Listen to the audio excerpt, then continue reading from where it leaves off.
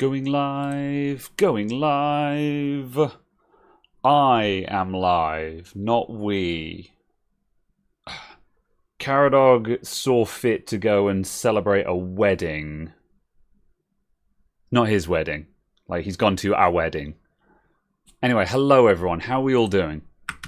I'm once again all by myself, etc., etc. So I decided I would just do it at the normal workbench. And the only reason why I don't use this workbench for streaming anyway is because there's only room for one here. Anyway, hello everyone. How are we all doing? Let's see. Let's make the chat a little bit bigger. There we go. It's easier to read from here. Right. Anyway, yes, how we all do. That's just the background before the stream starts. It depends which one. The thumbnail picture is from the main bench that we use. It's, hang on a minute. Background. Move to front. Whoop. That's the normal bench that we do it from, and it's just a picture. That 2-monitor stand, that's been there for ages. Whoop. Yeah, that's been around for ages. Anyway. We got the new shop set up fast. Yeah. I think thankfully now I've renamed everything. Like, I put 2021 in the title, so people are no longer thinking that I'm currently in the process of moving to a new shop, which is good because, yeah. I understand in retrospect, like, it was not immediately obvious because, like, for anyone who follows the channel, this is very obvious. But of course, the thought occurred to me is that, like, some people don't watch every little single piece of content that I release, which is entirely reasonable. That's an entirely reasonable disposition to be in. So yeah. Also, I'm going to put this phone somewhere else because it's going to ring if I don't. Hold on. I'm getting rid of this.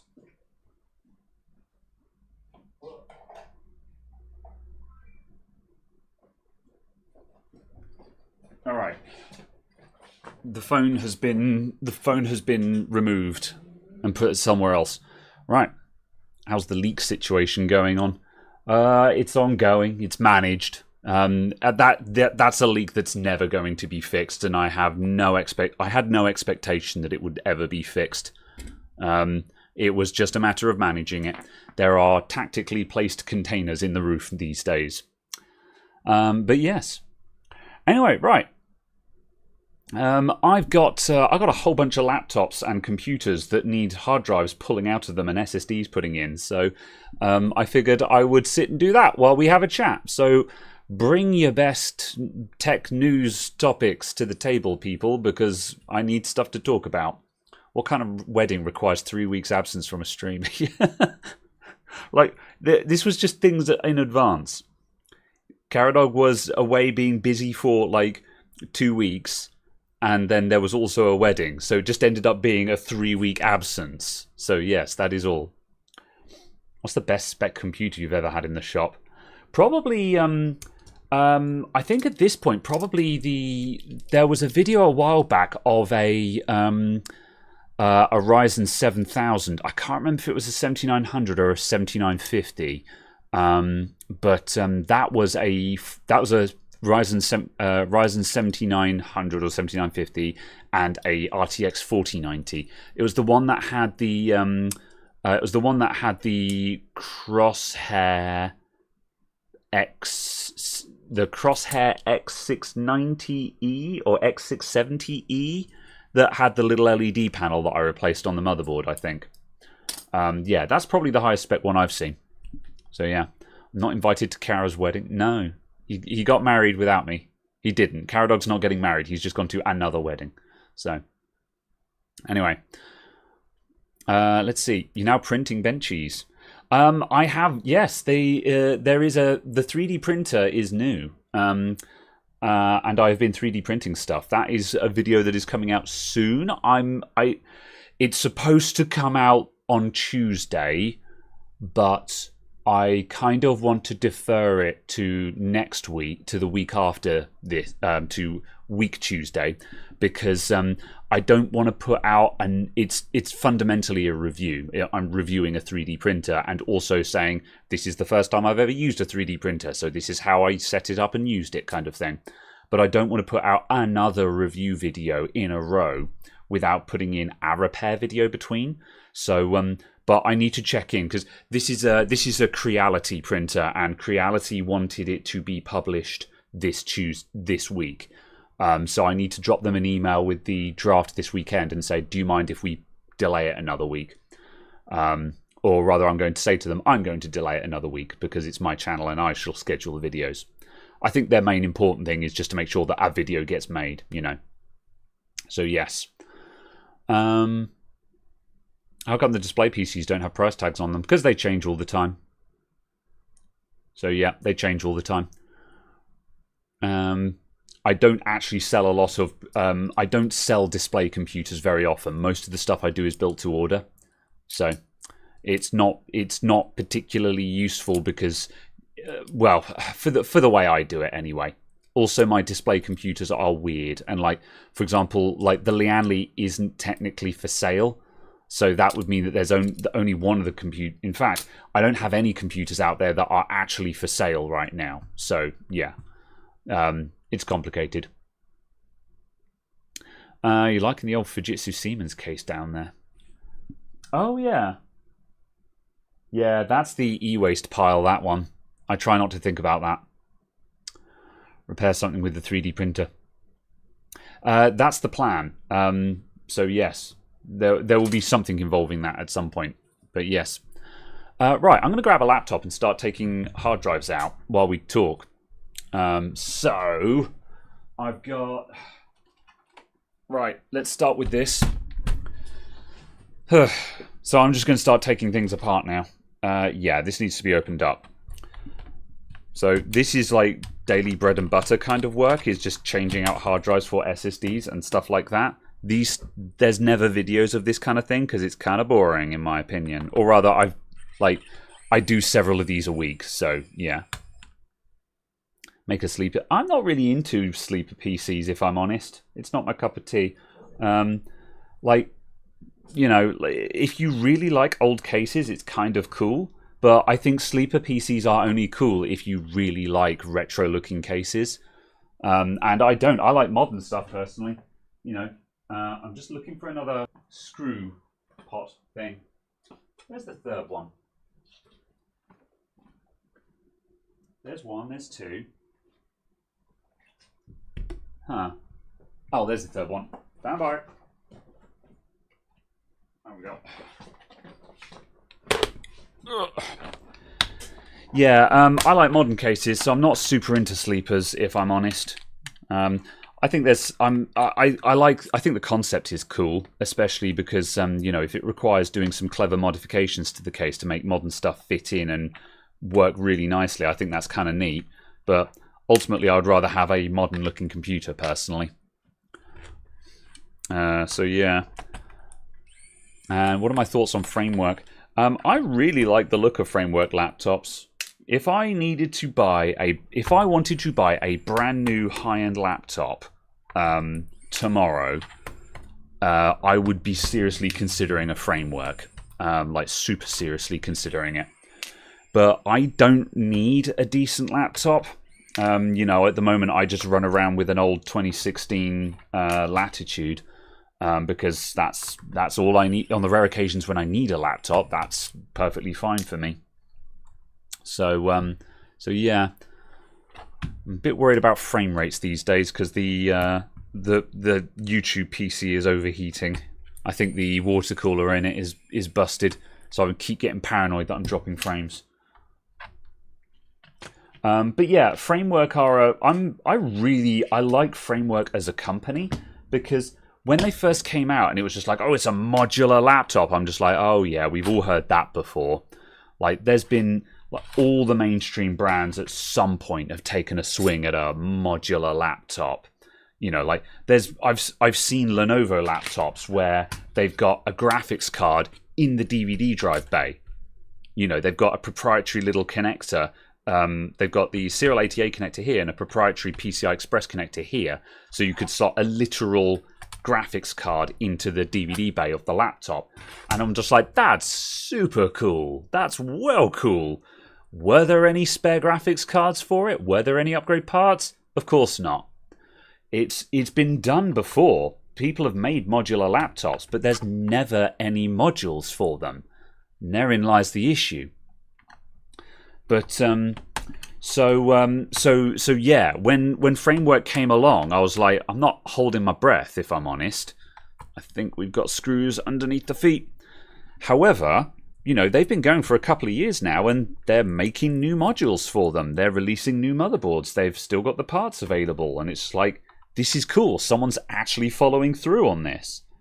And the prices are, you know, they're not the cheapest laptops in the world, but I think they're very reasonably priced. When you factor in the spec of a Framework laptop, it is slightly expensive. But then when you factor in the spec and the fact that it is a modular laptop by a grassroots company, it becomes very good bang for buck, in my opinion. So yeah. Turnip Gaming, thank you very much for the $5. How's it going? What are your opinions on the COD boycott drama? What COD boycott drama? I don't follow Call of Duty, so I don't know anything about it. This isn't to do with that one dude who got his skin taken out the game, is it? Is it that? I don't know anyone's name because I don't follow influencers. But yeah, is it that one? Is this that one guy who made a really dumbass comment on Twitter that ended up blowing completely out of proportion? Because I do have opinions of that. The entire situation is ludicrous, but yeah. Streaming hard mode. Fix the PC you're streaming off of. Yeah. Hot swap the heatsink on the YouTube rig while I swap it out for a water cooler that isn't broken. I'm going to have to air cool it, I think, because I've run out of grotty old water coolers. They have all finally broken. Dell with the GPU upgrades that only last one gen. Yeah. So with the graphic, there were, like, it's not uncommon to find laptops. How the fresh heck? Hang on a sec. I'm making a mountain out of a molehill here. It's not uncommon to find older laptops where the GPU is on a discrete card. But yeah, there just weren't really spare parts available. Yeah, this is a keyboard off job. That's why I'm struggling here.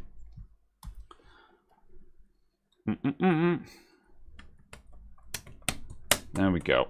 If the keyboard is removable, it needs to be removed. Them's the rules.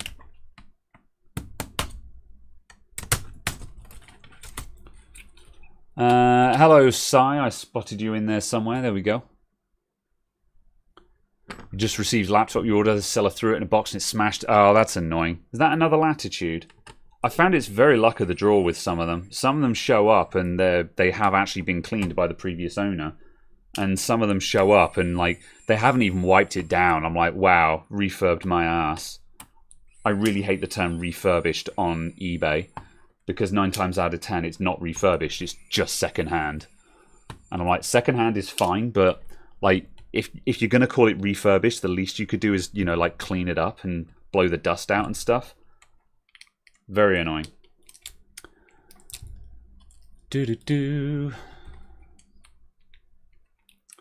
Hello, Dale. How you doing? Just one dude again. Yeah, Caradog's at a wedding.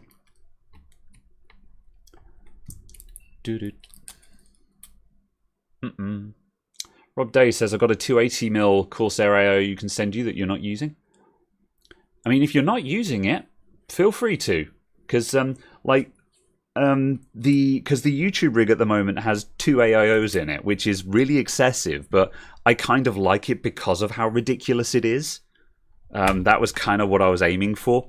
Because we've got an all-in-one on the CPU, and then I stuck another all-in-one on my spare 1070, so it has its dual water cooling loops, which is completely needlessly unnecessary, but also that makes it very funny to me.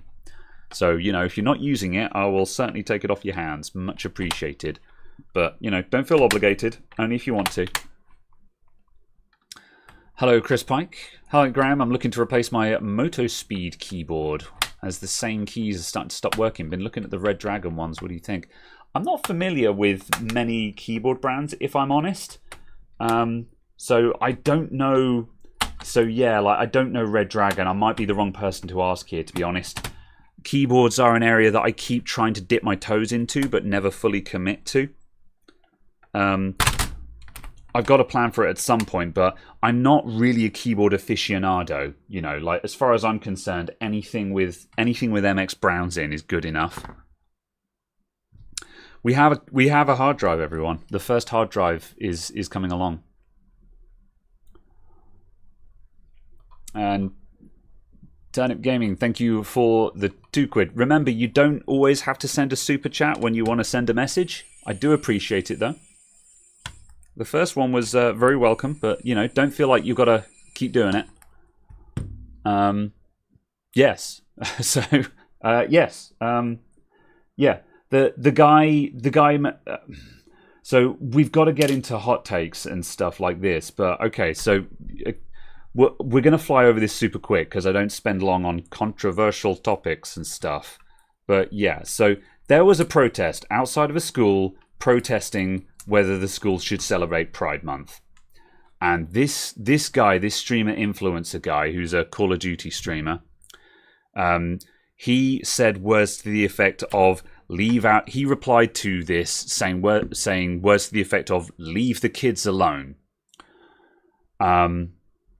And this was a really fucking stupid thing to say, because what he thinks is going on there is he is buying into this delusion that celebrating Pride means indoctrinating kids into the LGBTQs and stuff like that. And that's what people think is going on. That's what the protesters think is happening. They think that they're turning the kids gay, kind of thing. So he said, leave the kids out of this. It's like, no one's getting indoctrinated, you idiot. They're just saying, shall we celebrate Pride? Which is fine. You know, it's just, shall we celebrate this thing that is completely fine and very widely supported? Why am I taking the motherboard out of this? I don't need to. Now... what should have happened was there should have been a backlash that involved a lot of people going, yo, dude, you're massively misinterpreting this. That's not what's happening at all. It's just, you know, this is just saying, let's celebrate Pride in school, so any kids in school who are of that disposition know that it's completely normal and they're not alone. However, what happened instead is that everyone dogpiled onto it, and it turned into this massively divided us versus them, and then Activision then responded to this by cancelling him and taking his skin out of the game. And it's like, all that needed to be happened was just someone to come along and just say, this is an enormous misunderstanding. The guy made a very poorly thought out tweet that he should have immediately turned around and said, oh, I misinterpreted this. My bad, guys. That's all that was needed. The entire thing is completely ridiculous situation as a result of that. And that's it. That's it. That's all it should have been. So yeah, absolutely dumb. So I'm not on anyone's side for that situation because the entire situation is completely ridiculous. So yeah. Sai says super chats are cool and everyone should super chat. Thanks, Sai. Thank you for your £2. I appreciate you. So yeah, that's the whole thing really. It's really dumb. It's really dumb. It should never have gone that far.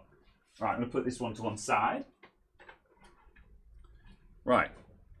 And what I'm going to do now, I'm going to stick this hard drive into the hard drive backup machine and start backing it up. And then we're going to get the other one out. And the idea is that by the time I've got the next hard drive out, this will have backed up and I can then start restoring to SSDs and we can just start getting a little train going of hard drive swaps. That's the plan. So, one momento. Whoop. Actually, can we go to the wide shot? We should be able to go to the wide shot. If I go to face cam, and if I add in a video source, VLC video source, that's not what I want. Video capture device, add existing, Instaface, haha. And if I'm really smart, we can turn on the tracking All right, enable auto tracking. Okay, and track. There we go. It might lose me now and then. So yeah, because if its line of sight gets blocked, then the camera will lose track of where my face is. Right, I'm going to quickly zip through the chat. Let's see. Oh, Rob Day. Yeah. Oh, Rob Day. Please send me a message with your phone number. You didn't send me any of your contact details. You just sent me a 10-year-old laptop. I don't think you realise how much board repair costs, so I need to get hold of you so I can send your laptop back. I'm not doing board repair on a 10-year-old laptop. Sorry, dude. Let's see. As long as you remember which hard drive is out, which laptop. Yeah, there's an art to it. So yeah. Okay. Did you see an AMD A8 label? I think you did on that one. This one's getting done on the cheap. Just a 500 gig SSD is going in. However, 500 gig SSDs are like 30 quid. So it's just like, it's not expensive to do it, luckily. How audible am I over here, by the way? Can I still talk from over here? Does this work? Right. Backup disk to file.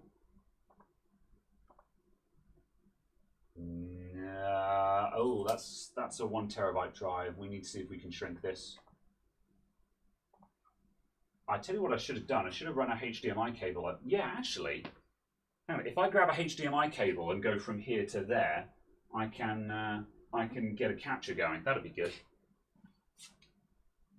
Stand by.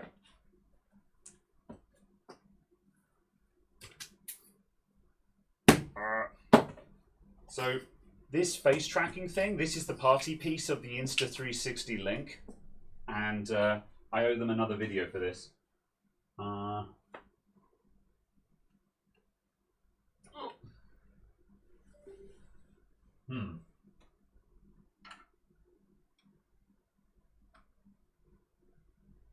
HDMI. Put that there. Plug that into down here.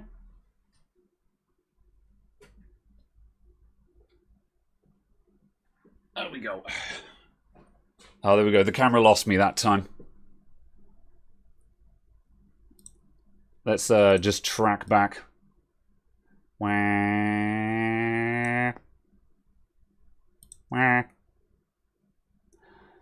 There we go. Wireless mic AWOL. I'm on the condenser today. Because I'm sitting at the bench, I was like, I'll use the condenser because it's better. All right, going to capture with customer data visible. No, we've got to be careful with that. So I shall be sanitizing stuff in advance. Let's see. I need. Right, so I need a preview of that. Windowed projector of source. And this will do.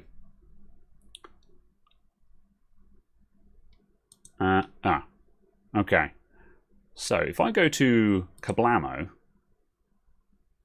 or to go to there, and Blammo. Oh, I'm messing up all the scenes. That's fine. We're doing that now. All right. Right. I'm going to do a very cheeky shrink on this. So let's see. I'm just going to see if I can shrink this to below 500 super quick. We should always back up data in advance. However, these laptops are running just fine. They're just slow, basically. It's just final upgrades on most of these. Right. We're putting in Crucial MX500 SSDs for most of these. What's the 3D printer? It's a Creality Ender 5. Do I miss the long hair on display? No. No. I'm done with long hair.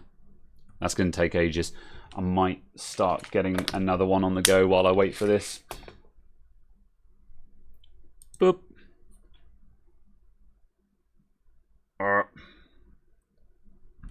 Put that there. I'm going to get another one on. We're going to have a couple on the go at the same time.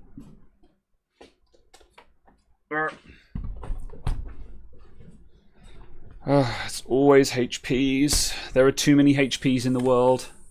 Ah, right. That hard drive shrink has just come up, and it's not going to get me low enough. Let's see if we can be a bit rude. All right, stand by. I've got to check for customer data. Collapse all the things.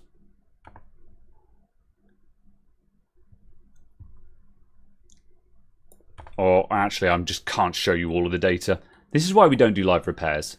However, last week and this week, I've been wanting to do experiments and just try things that I don't normally do and just see how it goes. Right, what I'm doing now is I'm just quickly deleting the page file and stuff from that hard drive to see if I can get the partition size to shrink any lower. If I can shrink the partition, then it makes it a lot easier to clone it to another SSD. Right, I'm going to start taking apart this while I catch up on chat. Right, that didn't work at all. Okay, that one's going to make my life hard. I'm going to need to do some work on that. 471. Okay, right. Let's just get the snapshot going and see what happens. Grab that. All right, so I'm just going to start snapshotting hard drives now. So I'm going to call this one, I'm going to just call that Black HP because no names. Disk. Go. Okay, let's see. You know, if you use ESUS, you don't have to shrink or do anything. It'll just do it. Yeah, but can ESUS back up can ESUS safely back up and clone drives with bad sectors on them? Because this is generally why I keep coming back to Drive Snapshot, because Snapshot just soldiers on through everything. Snapshot doesn't give a damn what condition the drive is in. Whatever state the drive is in, Snapshot will just make it work. And that's why I love it so much. It will? Yeah. Is it fast though as well? I haven't tried ESUS, but the problem is every time someone recommends me a different drive backup software, there's something about it that I don't like. People said, oh, use Clonezilla. Clonezilla's great. Clonezilla has a 50% success rate with me. And so then everyone was just like, oh, use Macrium. Macrium Reflect is great. Now, Macrium does work. It is my backup. However, Macrium is agonizingly slow. Macrium is unbelievably slow. And so now it's just like, are we going to use ESUS now? You know? So it's just, everyone keeps telling me to use a different bit of software. And every time I'm just like, it's bad though. Makes it PE bootable. And if that's an offline back. Offline is no good. That means I now need a dedicated computer to do it at a time. And like that's doable, but it now means I have to have another computer set up when I'm doing that, because 9 times out of 10, this machine that I'm using is doing several things at once.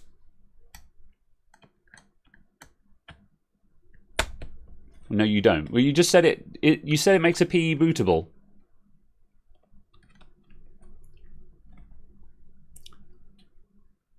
We have vastly different experiences of Drive Snapshot on... oh, I see, yeah. Snapshot is as fast as it gets. Snapshot is always saturating the drives in my experience. So yeah. Every disk imaging software since Norton Ghost supports skipping bad sectors. Macrium doesn't. I tried to use Macrium on a drive with bad sectors the other day, and it just immediately fell over, and it just fell over and died and said errored. And I was like, well, that's not a lot of good, is it? So yeah. It does it all on the PC. It's automatic. Yeah, but it reboots the computer into a recovery environment, which means now that computer can't be doing more than one thing at a time. So now I need a dedicated computer for it. Because like this computer is always doing something else. Like as things stand as it is, like I mean, admittedly, like right now it's going to be doing it, but I'm planning on having like one drive copying while another backs up and stuff like that. That's what I generally do. I think we might be crossing wires, Si. I'm not sure where we're up to here. Rob Day says I use Acronis. Yeah, does Acronis have live backup? Last time I saw Acronis, it was recovery environment. And copy is no good because it doesn't create an image. Ever tried hardware cloners, like a dual dot with a button on it? Yes and no. I don't like them because I like systems that create an image in between. This is the other reason why I like snapshots so much, is you're making a backup image that you then restore. So the first thing you're doing is making a reliable backup. Whereas anything that is cloning, you're doing it in one step, which may be quicker overall, but it also means that you have no intermediary backup. So if you copy it over and you get a partial copy, I don't know, you might get some of the data back. But again, Snapshot gives you an image halfway that you can attempt to repair or fix. Did you know the PS5 is overclocked from the factory? Yeah, well, overclocking is a different word. It just depends on how a console is set up. It's not overclocked, they've just configured it to run at that speed. But yeah, going back to cloning docs, one of the problems with those is that they don't give you a lot of information on the way. I do have one for NVMe drives, and I do use it on occasion. But the bit that I don't like about it is when it's running, you've got 4 flashing lights for 25%, 50%, 75, and 100% done. But it doesn't tell you what speed it's transferring at. It doesn't tell you how much data there is. So you kind of just push the button and you just keep coming back and hope that it finishes. So they're okay. It also means you don't have an opportunity to selectively back up and restore partitions and stuff like that as well. So I've not really been into those myself. Ghost was one that I used way back in the day. I was a big Ghost fanboy, but I haven't used a modern version of it in a long time, just because as soon as I came across Snapshot, I was like, wow, this is infinitely better. So yeah. Oh, you use the customer's computer? No, never use the customer's computer. Customer computers are slow. That HP's got an A8 in it. I'm not waiting for that to copy data. We'll be here all day. No, this is why you have a machine for doing this. Right. That can go there. Okay, right. The current snapshot has got 5 minutes to go. So, and I've gotten ahead because that one didn't take very long to take apart. So I'm going to put this in the queue. And I'm going to get something a little bit more challenging.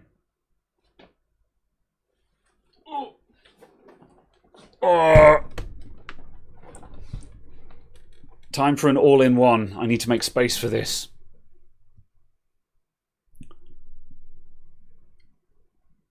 Let's see.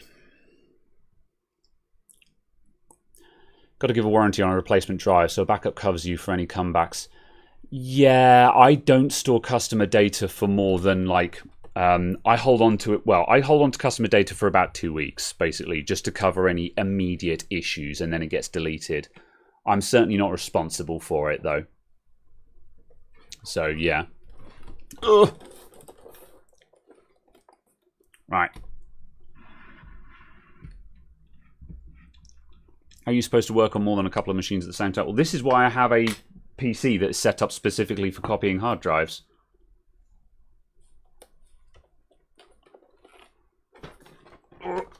Right. Okay.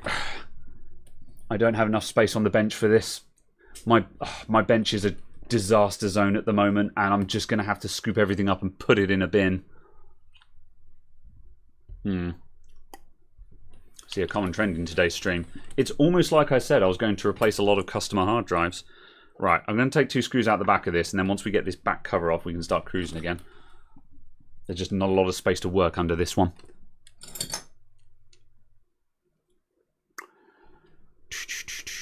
WD and Savrent give you a limited free version of Acronis.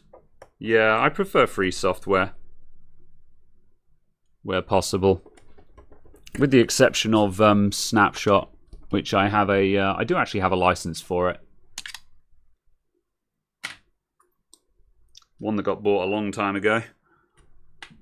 I should buy a modern license for it, to be honest.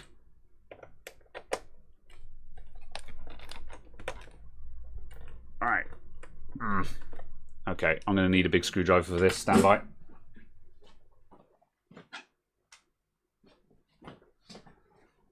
There's 2 locking screws on the back of this that are going to twist. There we go. Oh, I hate these things.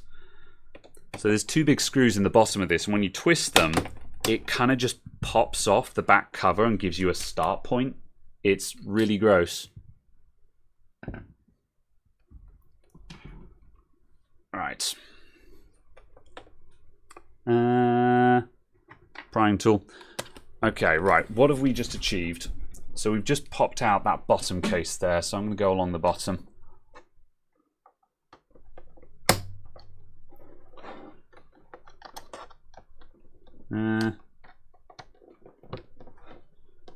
Okay, right. The back panel is coming off. Are we going to get the stand with that? I'm guessing so.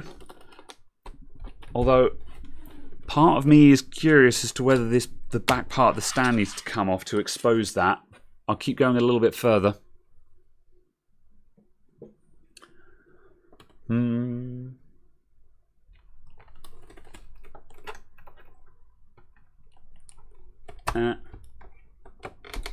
Oh, this is really hard to stay on shot for. Hold on a minute.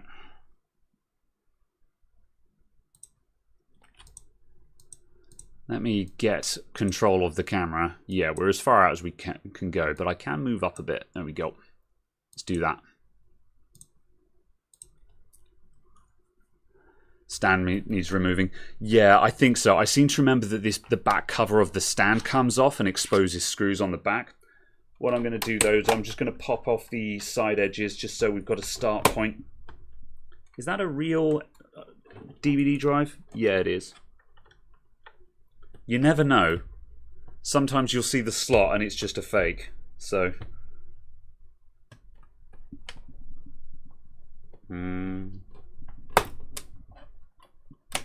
Careful. There we go. Clickety click. Hate these all-in-ones. Yeah, I've got a love-hate relationship with all-in-ones. A lot of them aren't terrible. Well, it depends. Does this one have a badge on it for what CPU it has? Yeah, well, this one's got an i3 in it, so it's not terrible. What I hate is just so many of these all-in-ones have got like Pentiums and Celerons in them. And they all cook their hard drives. It is amazing. Like, desktop hard drives very rarely fail, but iMacs and all-in-ones, they just burn through hard drives. It's hilarious.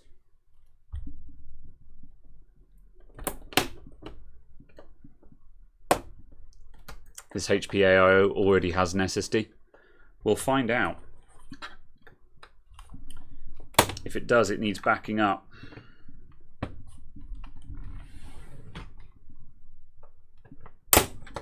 Alright. Okay, right, that's the edges done. Let's open up the stand.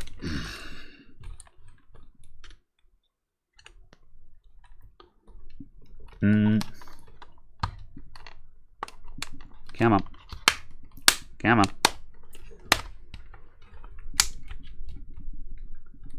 Plastic clicks.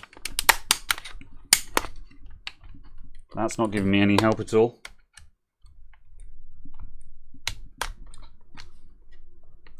I'm going to need some extra prying tools.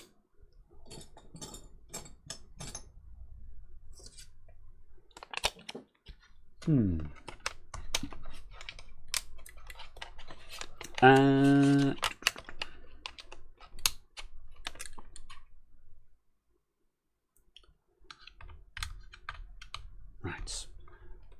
Graham, where is now the old countertop? The one that was in the middle of the room I have at home now. Use a hammer. Oh, it's tempting sometimes. I'm sure this guy pops off. I'm sure I've taken one of these apart before. Come on.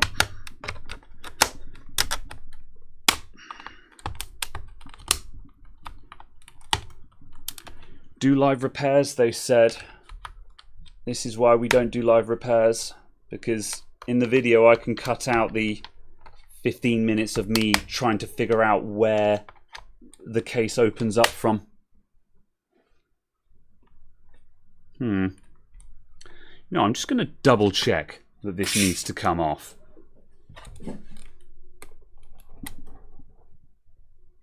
Yeah, it definitely does. Like, we've opened up the side case. That definitely needs to come out.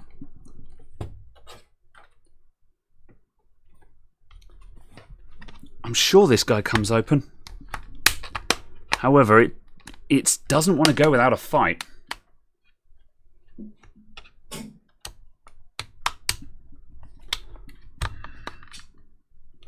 Right, that is clipped on. Let's try going all the way up to the top.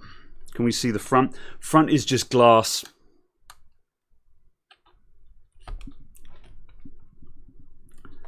I suggest coffee. I'm good for coffee at the moment. Oh. Ah, there we go. There we go. That's what I needed. A bit just popped open. We have a start going. We have a start. If I can get the other side now, we'll be cruising.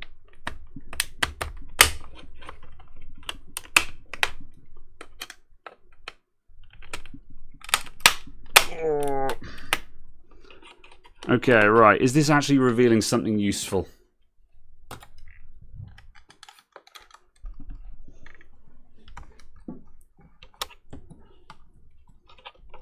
I need to actually see under here and see if this is actually going to give me access.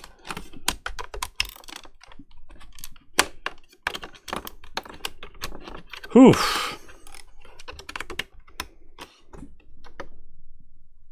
I'm not convinced it is.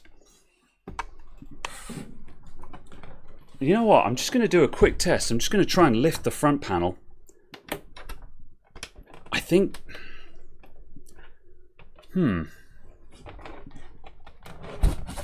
Yeah, this one is hard mode. Yeah, the stand is definitely holding everything together, no doubt about it. So I've got to figure out this last bit. It's on its way off, it's just not going without a massive fight. Ugh. I thought I picked up the easier. I've got two of these all-in-ones in at the moment, and I thought I picked up the easy one to start with.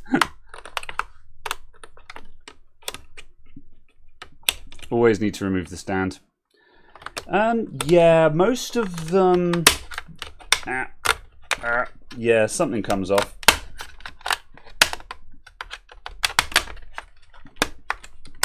Right, come on. Help me out here. I'm putting in a lot of work, HP. Please reward me with the access that I need.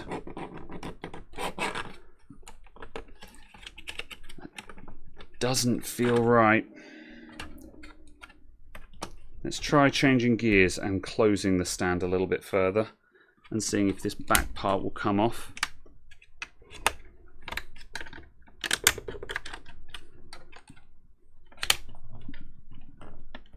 See, I thought the back of the stand came off, but at the moment it feels like the front comes off, but it's got nowhere to go. Need to turn it around and see it better.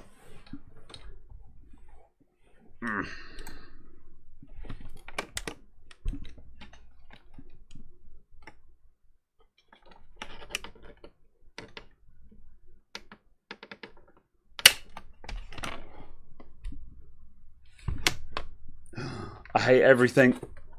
I hate everything. Ugh. The stand needed to go right down. Ugh. And it revealed another point that opens. Get out, you pecking. Ah! There we go. Thanks for coming to my TEDx talk on how to open up a HP AIO, everyone. I'll be back next week with something else. All right. Put that all back on. Put that all back on. There we go.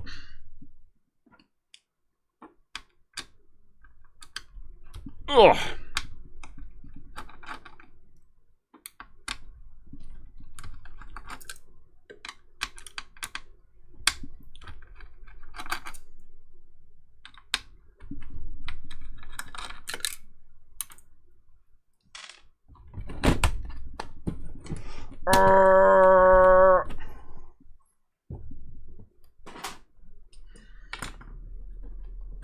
Alright, you coming off now?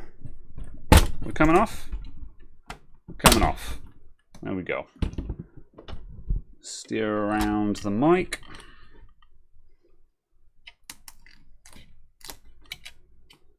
Huh. What bizarre routing for the DVD drive. The DVD drive is on a cable that comes down behind my face and then goes under the LCD chassis.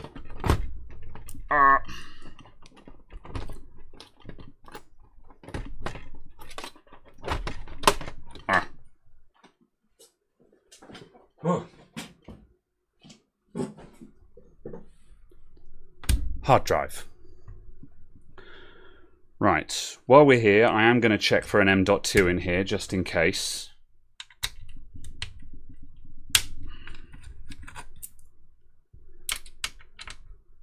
Ugh.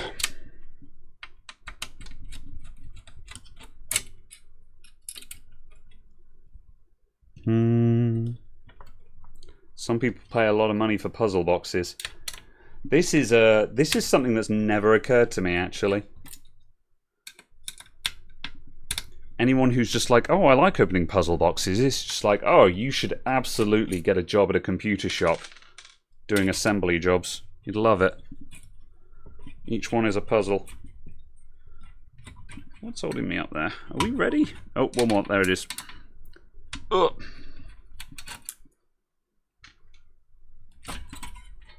There we go.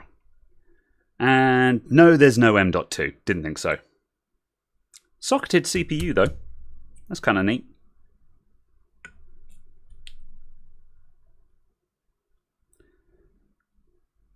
So the hard drive gets cooled by this little funnel here.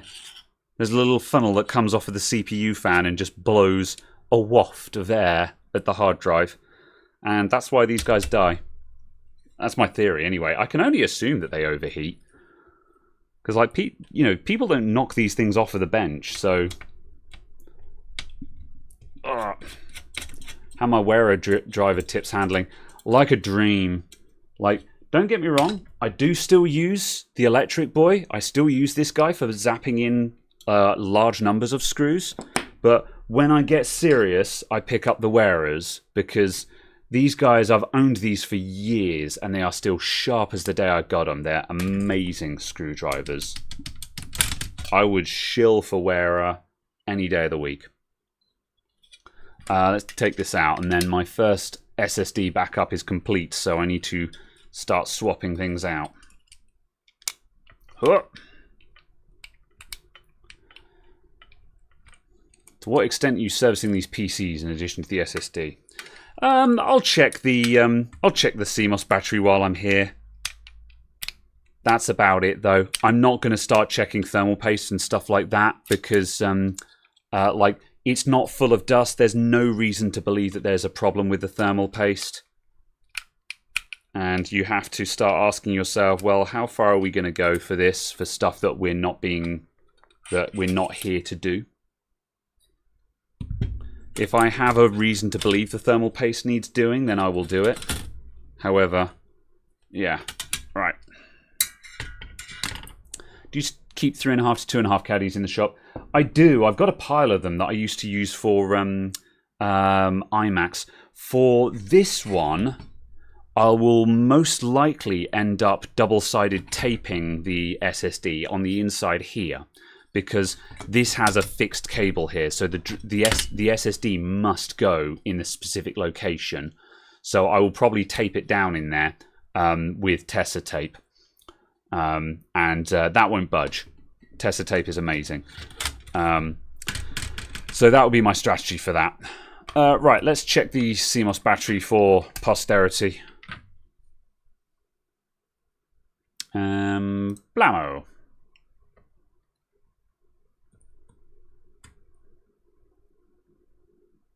.15. That's fine. No problem. No worries. Right. I'm going to put this back in place and then start swapping out drives.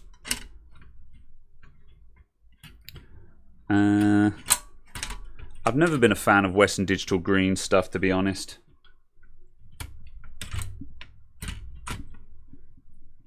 Like, I think reliability is neither here nor there. I think the failure rate is going to be probably the same.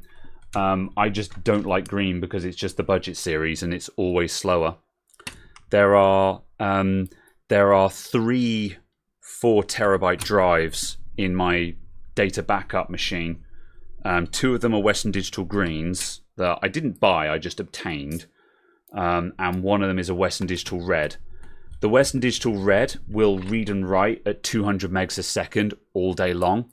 The greens struggle to pull 100 megs a second. They're horrendous. I hate them with a passion.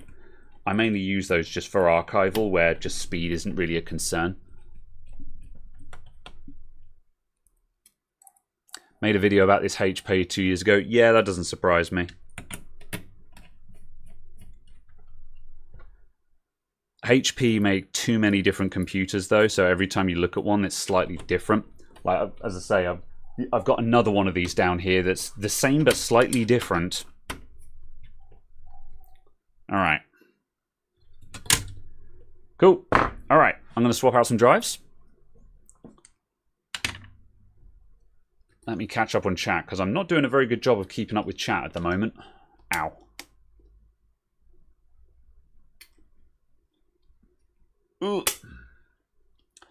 Western Digital doesn't really have a tier with the colors as such, because when you get onto the higher ones, like reds and blacks and stuff like that, they have different purposes.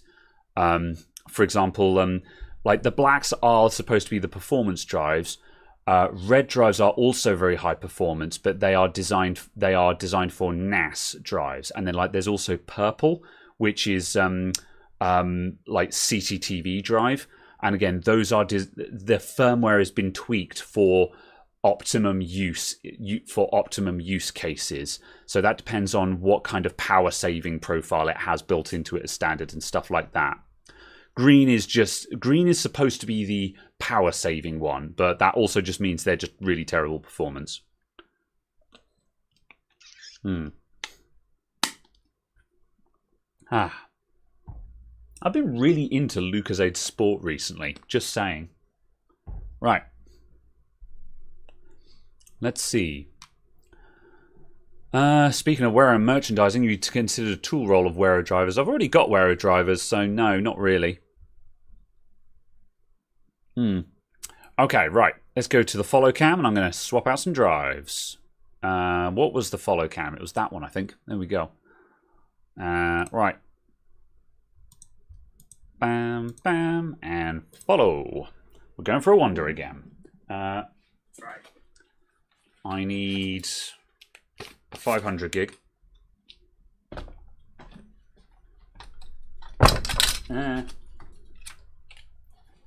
Going over here.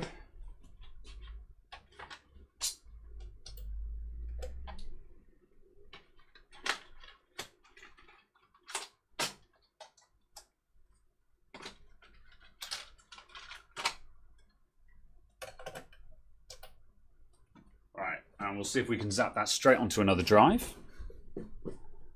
Hello? Here we go. Blammo. And whoop. Let's OK that. Now, can I get away with just restoring directly back onto that SSD with no issues? Is it going to fit? It's not going to fit. It's going to make me work for it. And our survey says... Oh, it is going to fit. I love it. Yeah, we're laughing. No problems. No problems. Bench cam with face. Good. The restore is underway. Okay.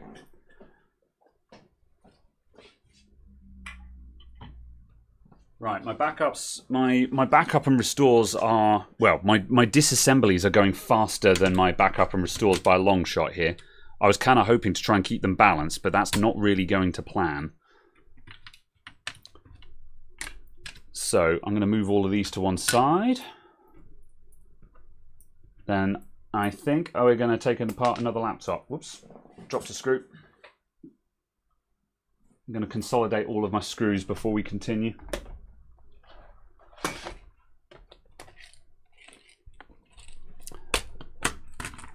Where's Caradog? Caradog is at a wedding. He's going to be back next week, though, I believe. There we go. Right, that's that. Right, and what was the other one? That was those. 1, 2, 3. That's the other HP. There we go. Let's see.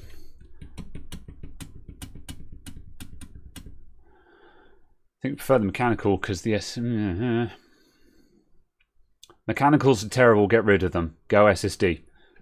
SSDs don't give a lot of warning before they die. That's why you back up. If you back up, doesn't matter. Back up, back up, back up.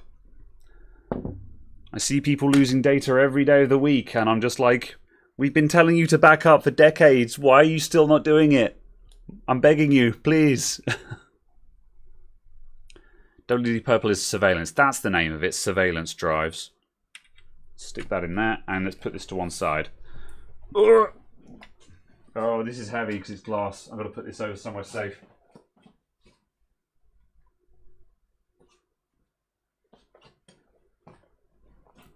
Right. Let's take a Lucozade break. Not sponsored. Oops, that's the wrong camera. Whoops. Change cameras. There we go. That's what I was trying to do. All right. Catching up on the chat.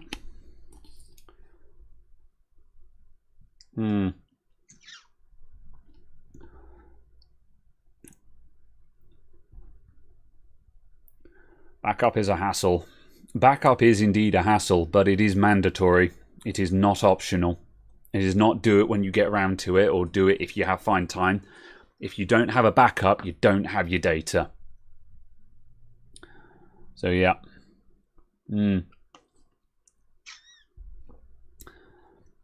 Well, SSDs are unbelievably cheap right now. You know, like 2 terabyte SSDs are less than £100. The Crucial P3 Plus 2 terabyte is £85 on Amazon right now. And it's just like, with prices like that, I don't understand why anyone is still running a hard drive.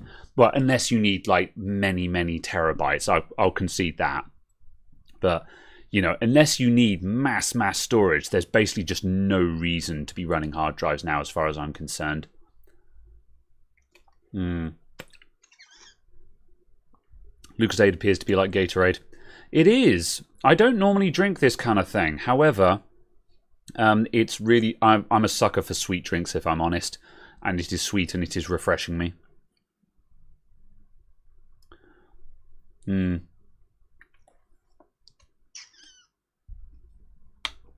People are making a backup when Gmail stops at 15 gigs. Imagine people storing data in Gmail.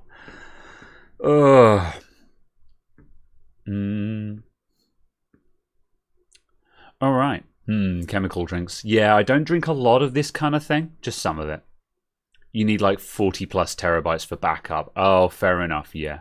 Yeah. I mean, if you need that kind of storage, then yeah, like 40 plus terabytes, you're into enterprise territory there now. So that's kind of a completely different ballpark, which is understandable.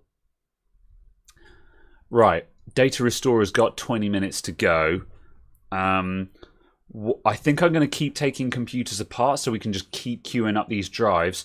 I might get a second one on the go. I don't know what part of me thought that the backup and restore was going to keep up with me disassembling computers. However, I do have other stuff that I need to do as well, which I'm kind of tempted to do.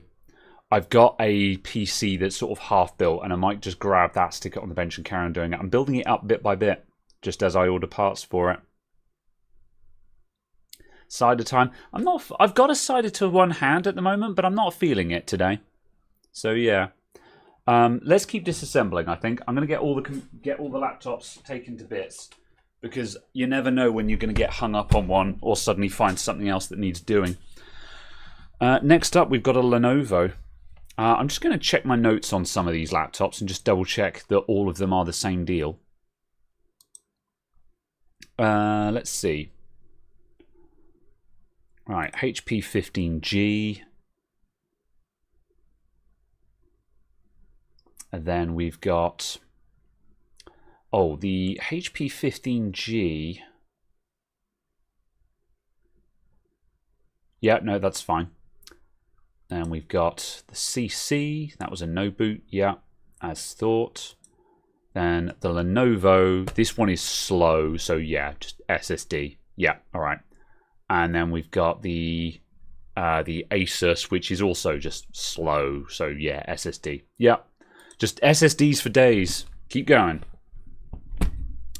You're getting an SSD, and you're getting an SSD, and everyone's getting an SSD.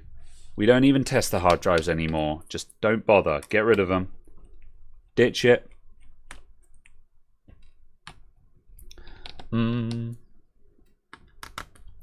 Instead of putting these screws to one side, I'm going to immediately start putting them into the box that I'm using for today's screws.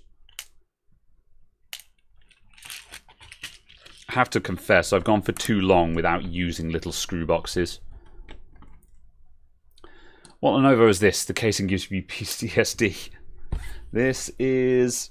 Oh, it's an IdeaPad 330S. This is an 8th Gen i5. It's visually fairly pretty. It's fairly slim for a 15-inch. You know, nice slim bezels with a numpad as well. I seem to remember the 330S is one of the Lenovos that I don't detest, but then I don't do nearly as much board repair as you, floor lamps, so you know, yeah, I could be wrong there.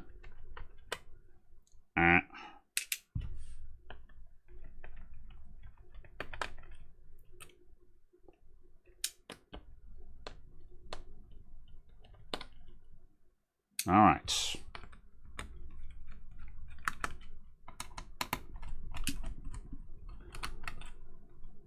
$15 minutes on the data transfer.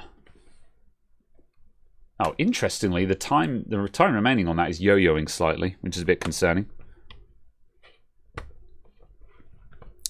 Let's see. Crazy Yo says, do you know which laptop docks or KVM switches would be good for 2 display ports? No, I'm not really into docks, to be honest. I like the idea of them, but they all just seem to be horrifyingly expensive. So I don't have a lot of advice there. Is anyone else here into laptop docks? Specifically something that would have 2 display ports? I assume that the laptop has got like Thunderbolt on it or something like that. Because if you don't have Thunderbolt, then you're going to need something proprietary for the laptop.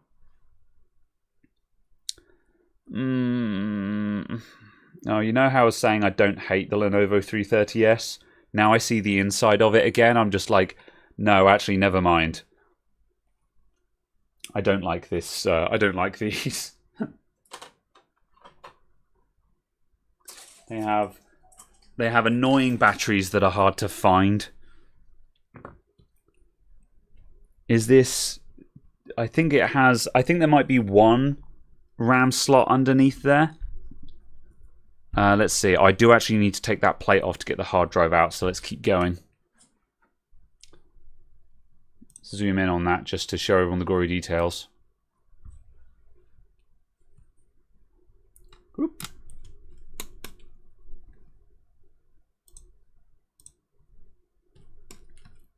Type-C is half the bandwidth of Thunderbolt. It depends on what Type-C you've got.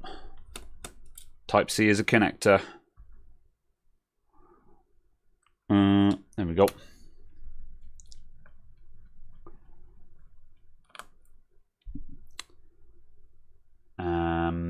That can go there. What do you charge to fit and replace an image and SSD? It depends. Typically, like my flat fee for servicing at the moment is £60. So I'm usually charging like £60 plus parts, and like parts cost, I usually take the cost price and round it up a bit, kind of thing. But it does vary a little bit, just depending on whether there are other complexities to the device and anything else that needs fixing. Has this got built-in RAM? No, unless there's more memory on the other side. Oh, is this a 4 GB laptop? 4 GB is no bueno.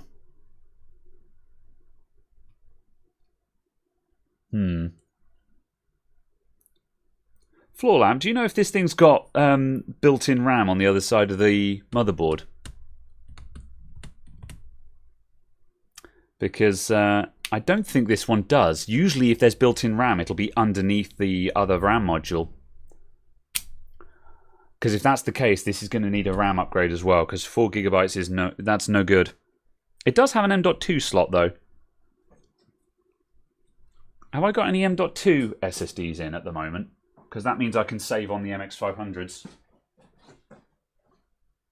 Oh, now I'm fresh out. I do use NVMEs when the opportunity arises. However, I just happen to not have any in stock at the moment. However, yeah, we'll see. Let's get this hard drive out and get it into the queue. I might back this one up, but put it to one side for now, so I can stick an NVMe in it instead.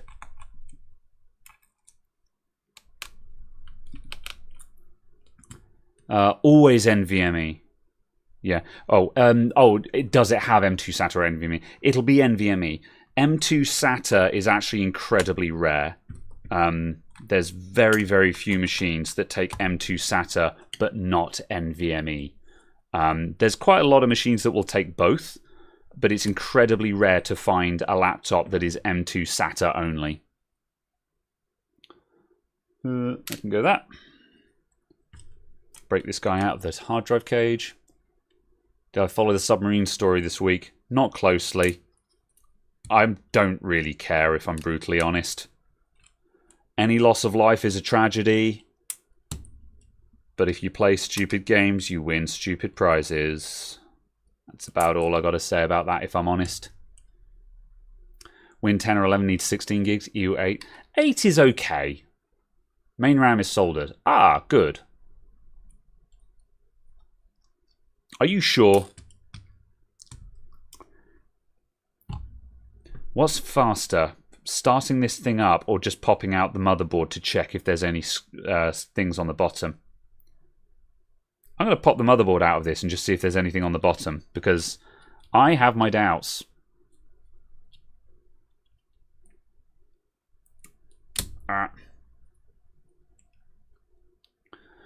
Why was M2 SATA even a thing? I think it was for costs, because NVMe was initially more expensive.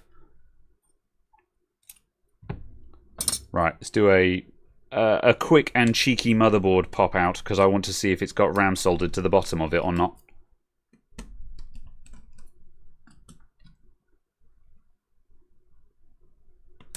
Hey Nikolai, how you doing? There's usually 4 RAM chips soldered to the other side.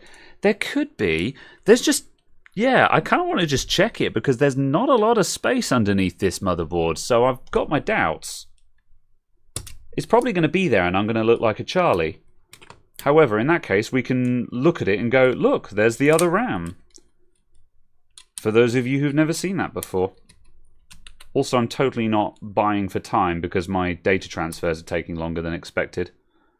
Oh, actually, I don't know. It's not so much longer than expected. I don't know what part of me thought they were going to go any faster than this.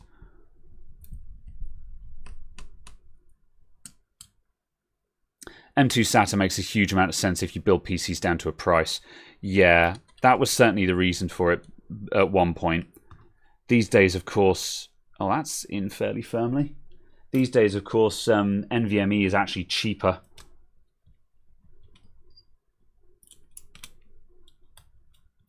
Due to just economy of scale. Is this going to make me take out the fan as well? Yeah, it is. Oh my god. Okay. This was a mistake. I could have just turned it on and found out.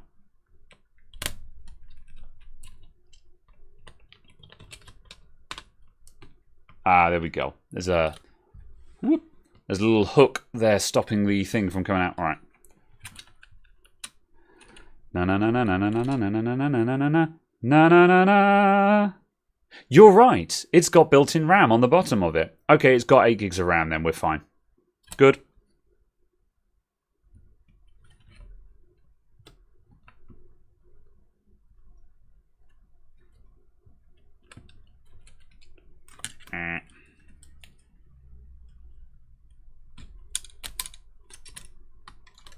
Out you come. In you go either. There we go. Fan. Give that a brush down while I'm here. Brush. Brush. My brush has gone missing. Heck. Alright, toothbrush it is.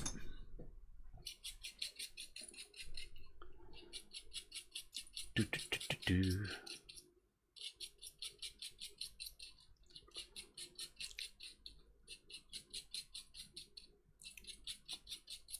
There's not one 330S that they came in a lot of configurations. They sure did. That's kind of why I wanted to double check.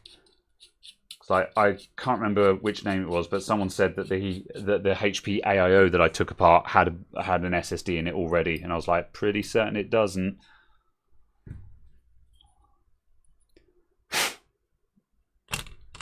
Huh. It's always worth checking. I really dislike it how they just have... Well, I guess it kind of makes sense. Whoops, it's a bit too soon for the battery. I was about to say I really dislike it how you have one model that has so many different configurations, but then when you consider the amount of development that actually goes into designing and building a laptop, it doesn't make sense to only have one configuration of it. And in a way, I'd rather that than the way HP do it, which is where they've got 1,000,001 different SKUs that all have fractionally different chassis, so none of the parts are cross-compatible.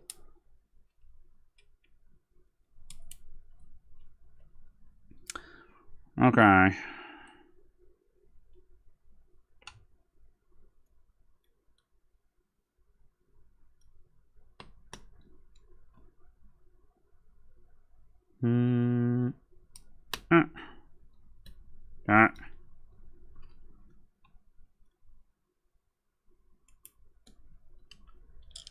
Wi-Fi antennas are either first try or the 10th try.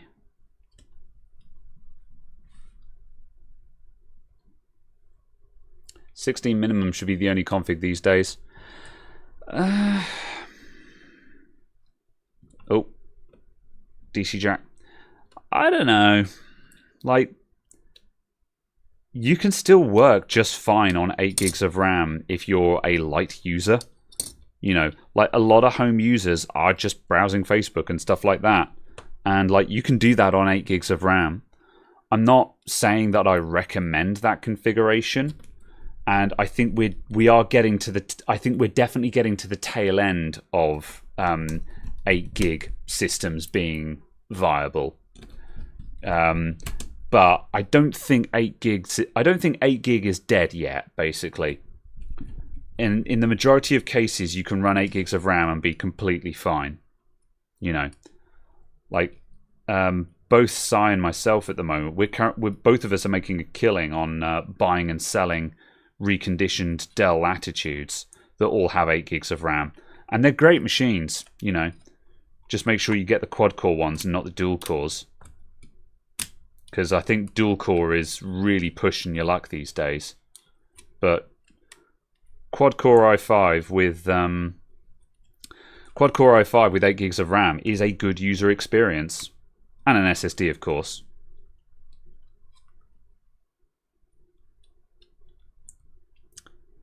When did BGA only CPUs start in laptops? I wouldn't want to put a date on it. Also, I think, like, to answer that question properly, I'd need to know, like, the platform, and I don't know platforms very well. I'd be thinking, like, sort of second or no, third generation Intel would be my guess. You would not want a laptop without at least 16 gigs of RAM. Yeah, but don't forget, power users and home users are not the same thing. Right. I think my data transfer is donezo. Just going to check that that is successful. It was successful. This is good. This means I can actually start reassembling another laptop. Right, I'm just going to... Yeah, that looks good. I'm just going to eject the drive. Save to remove hardware. Excellent. Right, I'm going to swap some drives over. Let's go for the Wanda. Face cam. Follow. We're going over the... over here.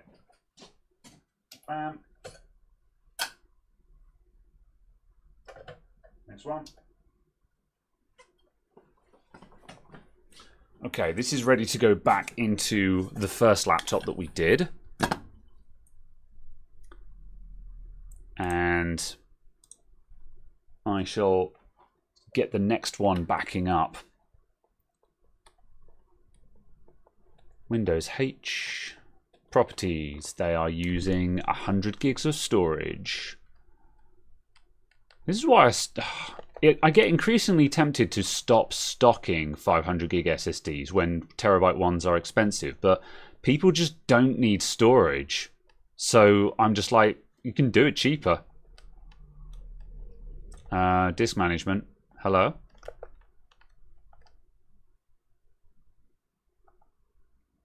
Awesome. Disk management has crashed.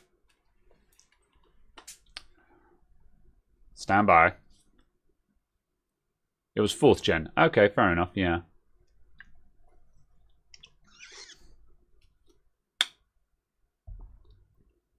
Haswell still had a G3 socket. I'm assuming that was only on higher end systems. Was Haswell the first series that had the ultra low power CPUs with the built-in PCH as well?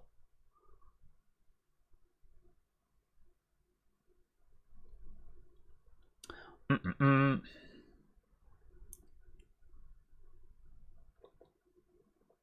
my god. Fine, task manager.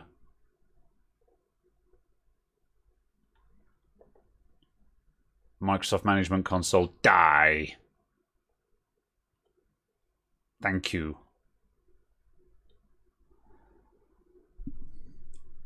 U-Series is integrated with CPU. Yeah, that's right. But like, because yeah, that's the ultra low power ones. Because yeah, that was 4th gen onwards, I think, wasn't it? Hello, Pianov.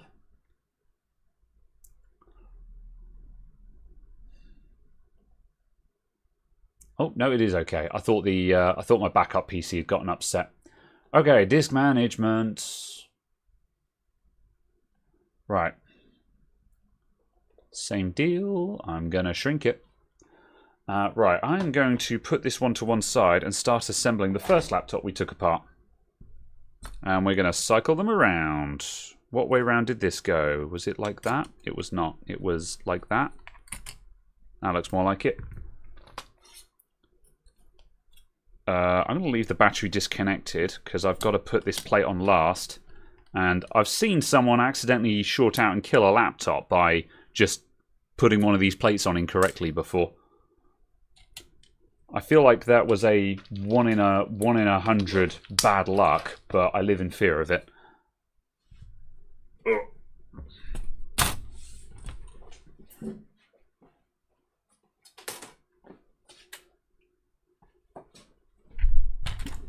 Let's zoom out the camera again. Whoop. Carrot Dog is at a wedding. Ooh. The classic, for desktops, the classic 1 litre Dell and Lenovo machines are hard to beat. 150 quid on eBay for an 8th gen with 16 gigs. Yeah, every time someone comes in and they just need an office box, I'm constantly sort of finding myself thinking, am I going to bother building PCs? Like, you know, home user office PCs? Or am I just going to upsell someone on a refurbished Dell, you know? Because it works for laptops, so, you know, why not for PCs as well? I've bought one of them before as an experiment for a customer, and it went great. And I was like, I feel like it's just not worth building office boxes when those reconditioned Dells exist. It's got quite a lot of dust in it. I'm just going to quickly air blast this guy. I shall be back in a moment, everyone.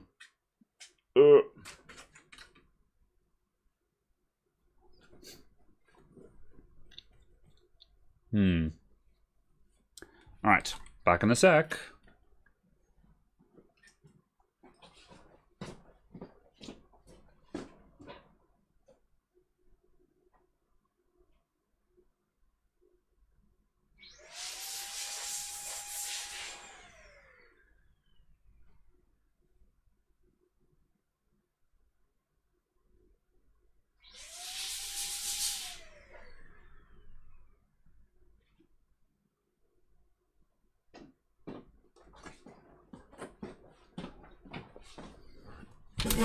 Air blast complete.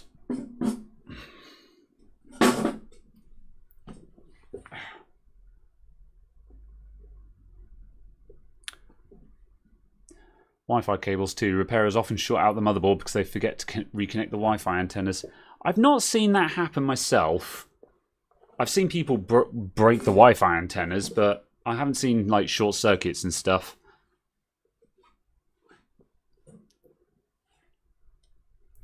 Right, you hear vacuum. It's the opposite. It blows. In a good way. Okay, stick that guy back in.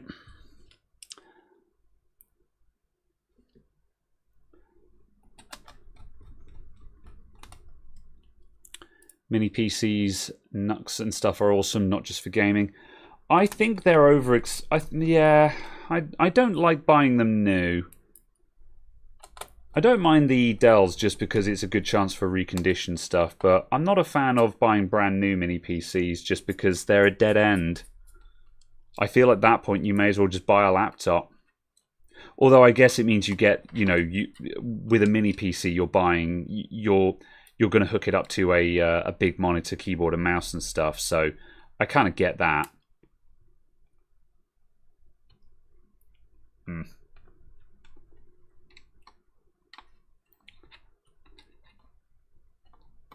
Also, I guess sometimes you have to like ask the real question because you know, I might say to myself, okay, well let's take that statement, mini PCs are a dead end for upgrades. Okay, well what do you want to upgrade? RAM, storage? I mean, those are both upgradable in mini PCs. You've got M.2 slots in there and you've got removable RAM. CPU upgrade? Okay, I mean, people don't really upgrade their CPUs, and let's say we custom build a desktop PC instead for someone. We just build like an i3 Office box or something. by the time that i3 is obsolete, you're not going to replace it with an i5. You're going to replace the computer. So that kind of begs the question, yeah, do you need the CPU to be replaceable? As long as the storage and the memory is replaceable, it kind of doesn't matter, I guess. So,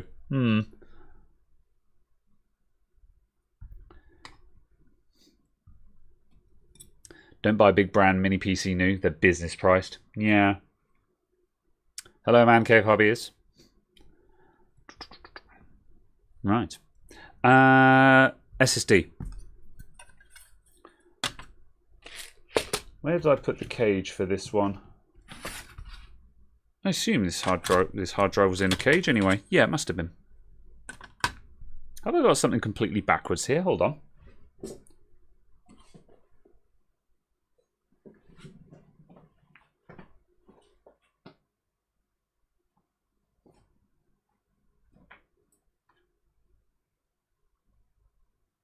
That's that one.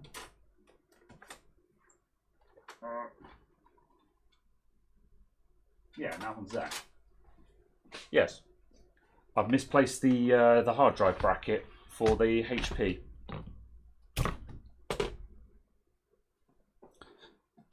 How on earth have I managed to lose that?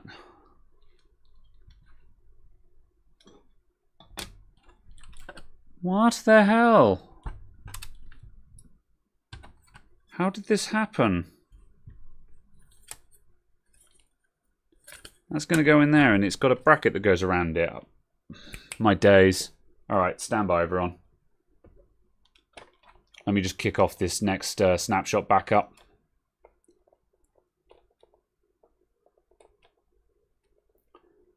Whoop.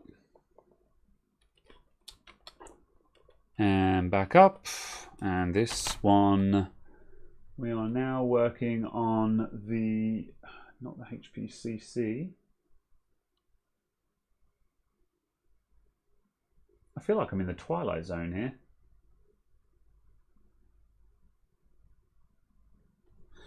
Hold on.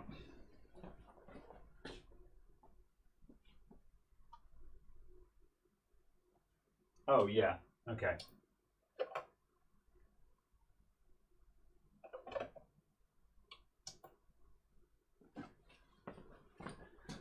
I'm a genius, and I put the same drive that I did the first time round back in for a second backup.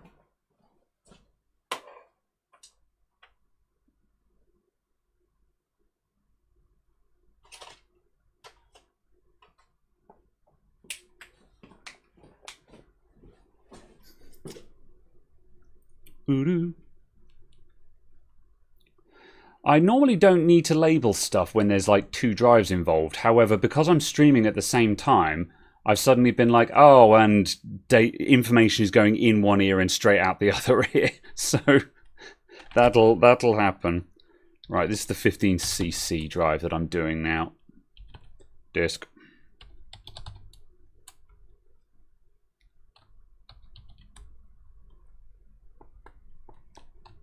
Right, let me get talking while I'm doing this. Logic has fooled me.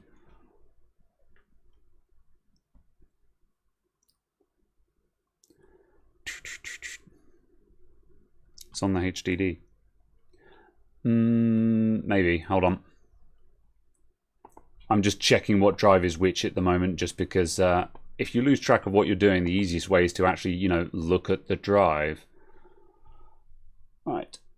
That's that one. Stand by.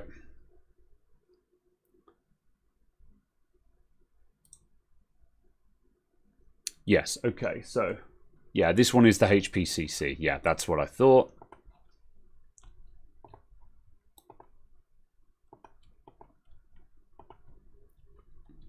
And I need to check to make sure that I actually backed up the correct drive.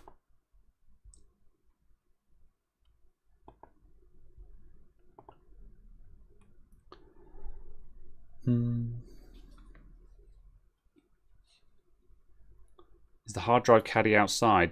No.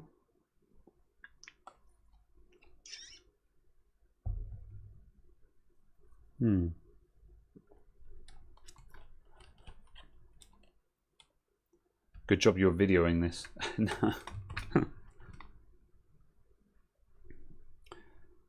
My onboard SSD has run out of VRAM. Well, I've certainly run out of internal RAM, I can tell you that much. Right, hold on. Let me just ignore the chat for a second, actually focus on what drive is what. Okay, right, are you from the HP?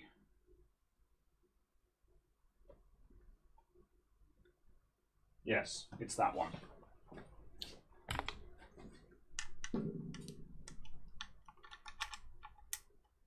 Are you sure? Yeah, that has to be it.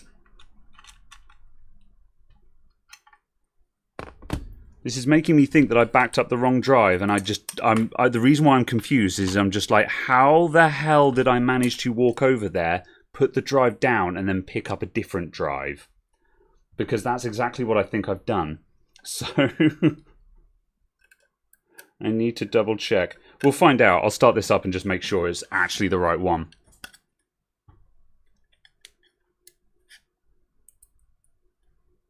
Whoop. Begin back up. There we go.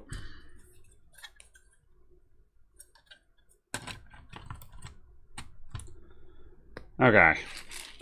Right. Top case. I'll put all the screws in a minute. I tend to loose fit everything and make sure everything starts up and looks okay first before I commit to screws. I often screw things together in the videos, but that's just because, you know, for the purposes of the video. Trying to get the job done all in one clean swoop so you can hit stop recording. Fine. Keyboard.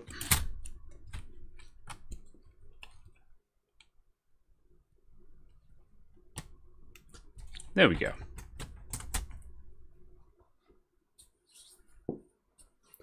Right. A HP charger. This requires a blue tip. Oh, where's my blue tip charger? It's the elusive one.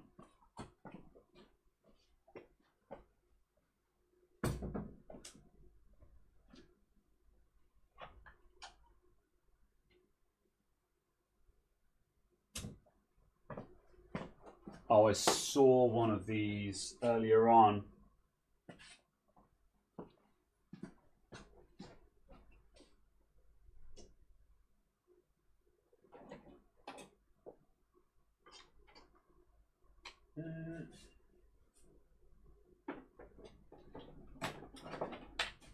There it is.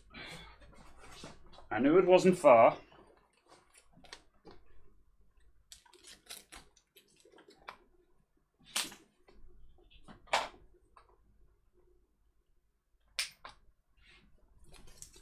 There we go.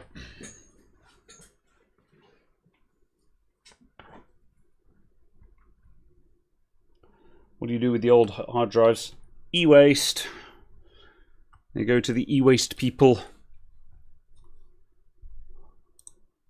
Right. I zoom slightly just so we don't reveal customer information.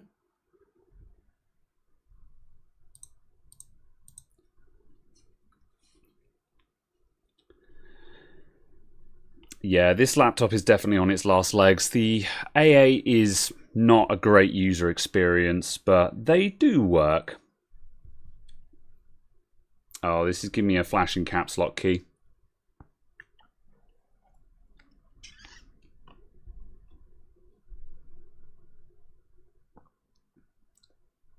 Oh, that's no good.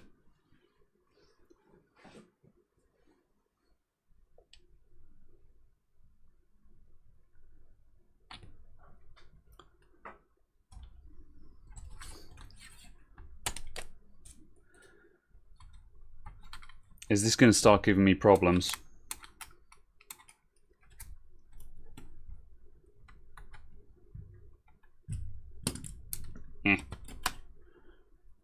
Sanity check.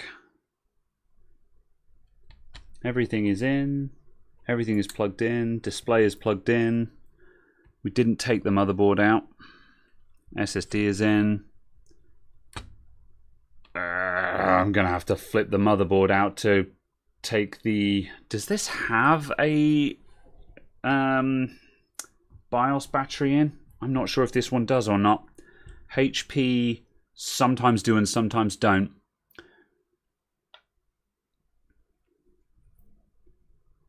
Just give it one more try.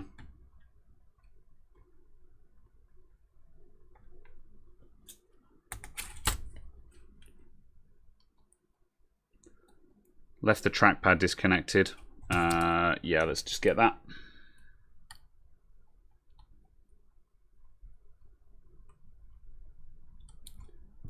This is going to be the worst if this thing decides to no post.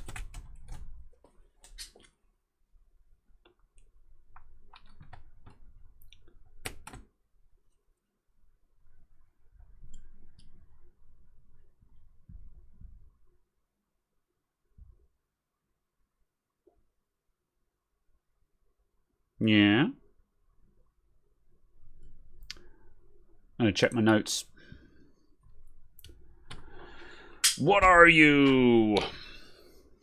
Serial number ending in B09V. Do. Oh, I am a fool. This isn't in for a no boot, it's in for a no post. Alright. So, I might have wasted my time, and by my time I mean your time as well, in that this laptop is in because it was not posting. Which means that it was not originally in for an SSD, it was originally in because it doesn't post. So that's awesome. That's fine though. Let's get that motherboard out and do a BIOS reset on it.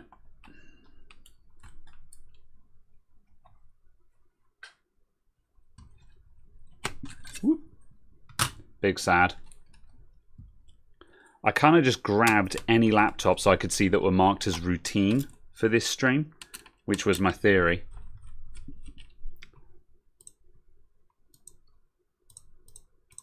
I do need to read the notes. I'm surprised I put a no post under routine, actually. Because for me, in my for my booking in notes, routine means like without even having to look at the laptop, I know exactly what will be wrong with it and what needs to be done with it. Like for example, an SSD swap, that's routine because you don't need someone to figure out what the problem is. Whoop. Right, motherboard out.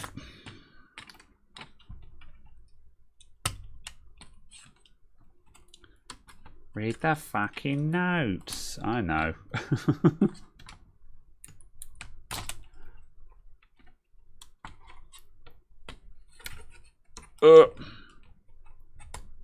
Yes, we do have a BIOS battery on this. All right.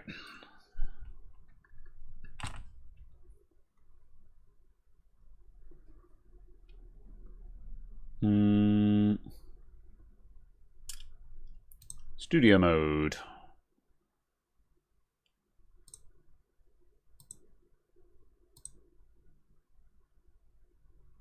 There we go.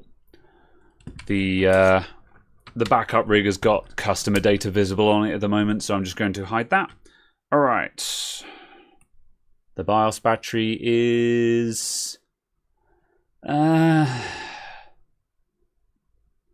it's not flat. Like 308 is fine. However, I will change it because my rule is if it's less than 3.1, change it.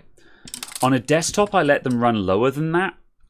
But on a laptop where you've got to strip the laptop to bits in order to change the BIOS battery, anything below 3.1 gets changed. Whoops, there we go. So, however, yeah, 3.08, that's not low enough to be causing a problem. However, I'm BIOS resetting it. And just while you're there, you may as if the battery is low, you may as well change it while you're at it.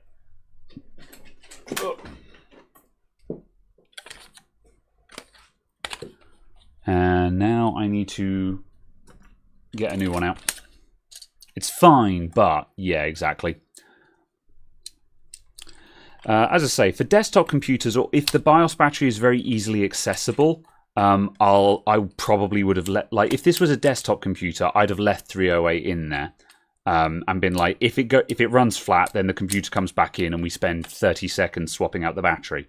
However, when swapping out the battery requires taking the motherboard out, suddenly I'm just like, you know what? Let's just change it while we're here.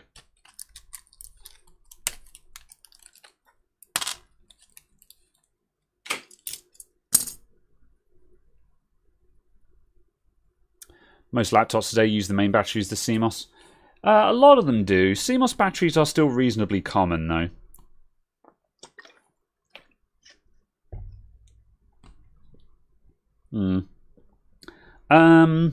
Right, that's probably enough time.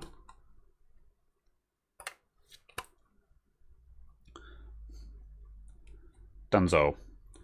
And just for good measure, what is this? Oh, this is going to be... Oh, it's got an 8 gig memory module in it. That's surprising. I'm not complaining. I suddenly saw one memory slot and thought, oh no, this is going to be 4 gigs, isn't it? However, I'm pleasantly surprised. I can't help but think that someone's been in this laptop before. I find it hard to believe that it came... Well, it might have come with 8 gigs in it. That just seems a bit odd.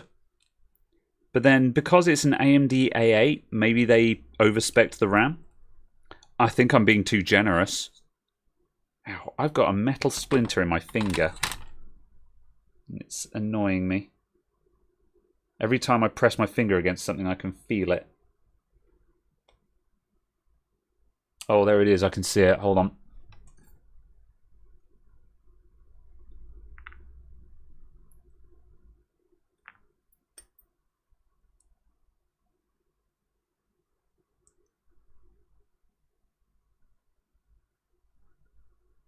Oh no. Alright, hold on. I'm going to monetize my self-repair.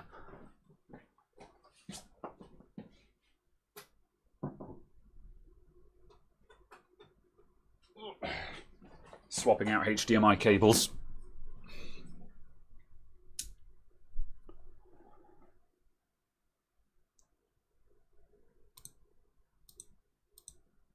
Wrong one.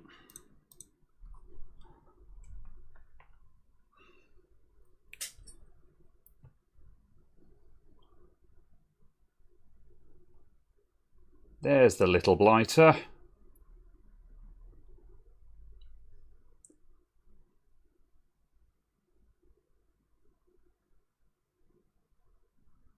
Ow. Little bastard. Alright, I'm done.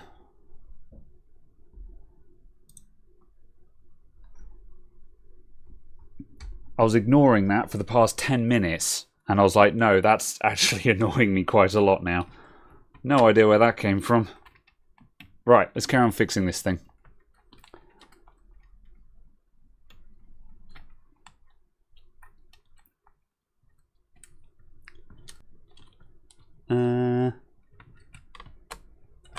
Display cable.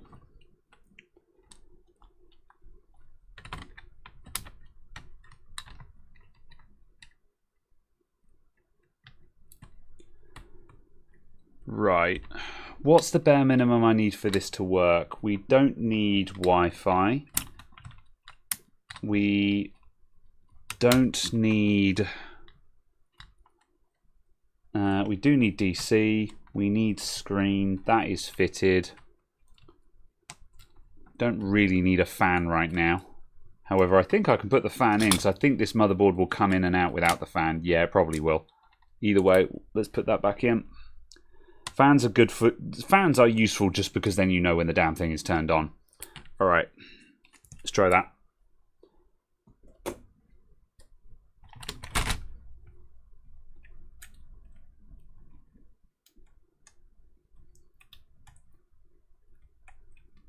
Get in there.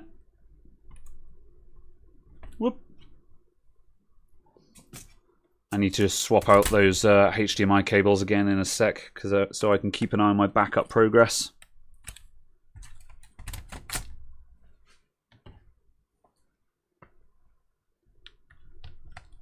All right. Power on.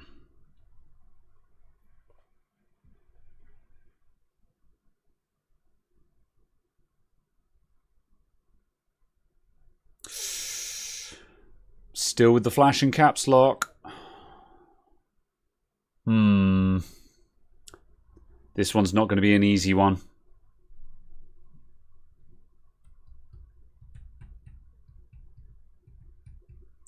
Yeah, am I going to bother doing a BIOS flash on this? I suppose I should try a different memory module in it first. Try USB BIOS upgrade. Does that ever work for anyone? I have to admit, I don't try it very often. I'm just going to try a different memory module in it first, just in case it's a bad memory module. Yeah, all right. I mean, it's true. The USB BIOS update process does take, like, that also involves, like, if I'm going to flash the BIOS, I have to go to the HP website to get the BIOS anyway. So I may as well do the USB one on the way. I'm going to try a different memory module in it first. Bad memory modules are surprisingly rare in my experience, but they're out there, so.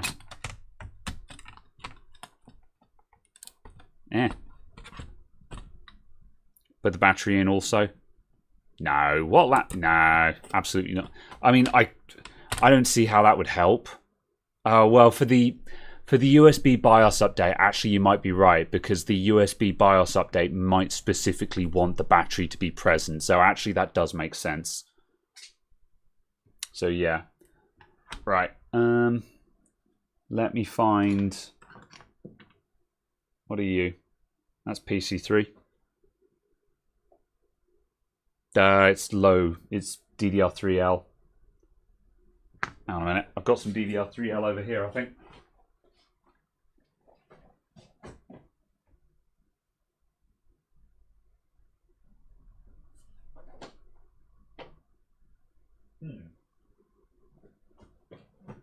I had 2 sticks of DDR3 in my hand earlier on today, and I put them down somewhere.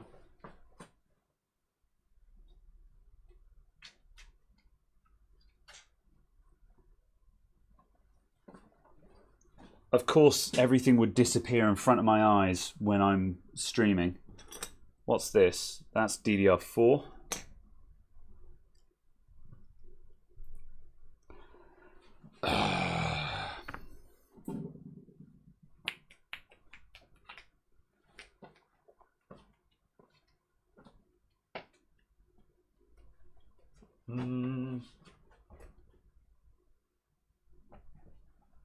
I hate everything. How? How has it disappeared? I had it.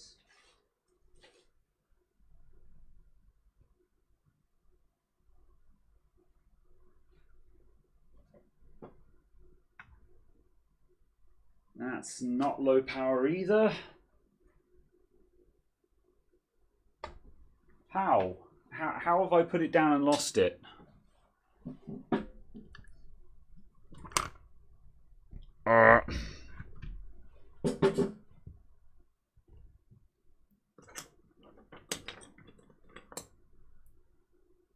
It was two 4 gig modules because I pulled it out of an iMac and I was like, oh, that's DDR3L, that's still useful.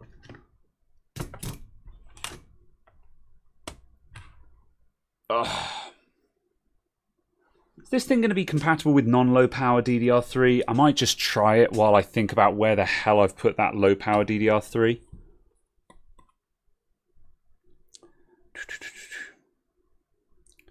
The most organized repair shop of all time. Absolutely.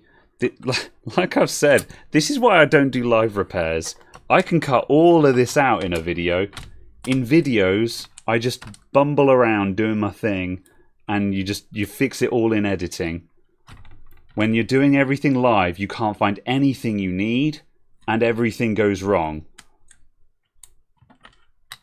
It's the main reason why I'm always in awe of anyone who does live repairs, because I'm just like, I don't know how you do it. Don't know how you manage to have a run where just this kind of thing just doesn't occur.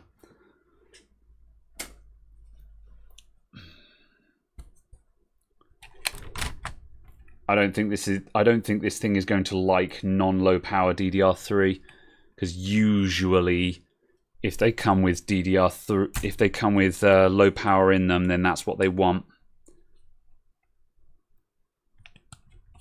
We love your bumble. Well, thanks. All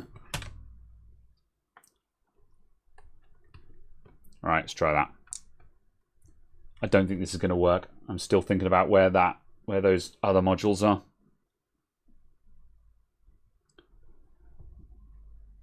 Nope, that's still a flashing caps lock. Is it on the windowsill here? No. Heck!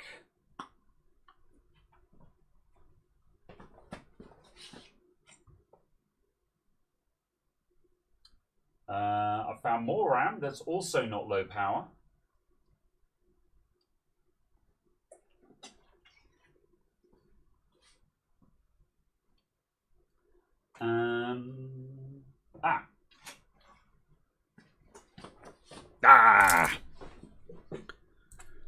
DDR3L. It's beautiful.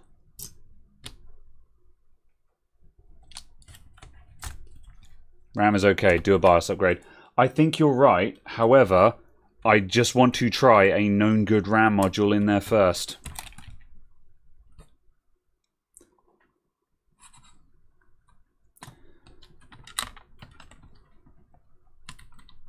Because it doesn't cost anything to swap over a memory module. Whereas... doesn't cost anything to swap a memory module. Whereas getting into BIOS updating is a pain in the ass. Or, well, I'll rephrase that. It's still easier to swap a RAM module out than it is to update the BIOS.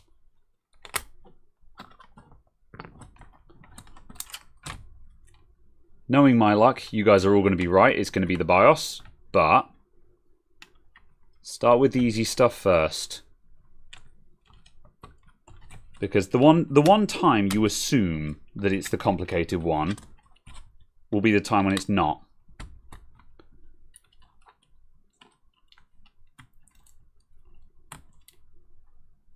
Come on. Fan. We don't even need the fan, but I'm here now.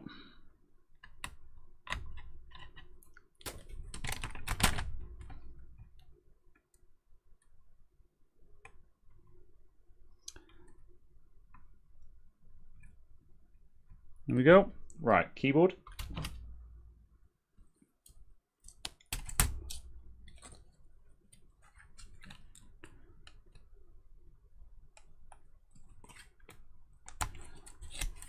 All right.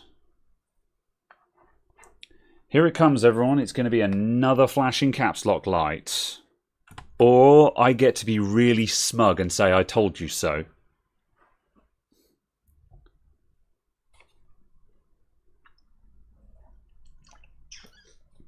It's another flashing caps lock light. You know what I think is a really good idea is if we flash the BIOS via USB. You can do that on a HP by putting the BIOS onto a USB and pressing the Windows key and B when you start it up. All right. I'll do it. Right, I'm going to check on my backups. Hold on. Crisis mode.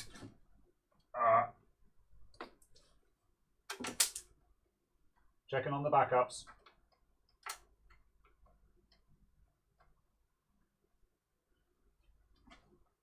Moving that all over to the other side again.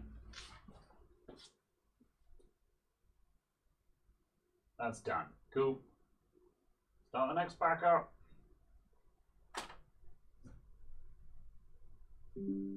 Ba-dang.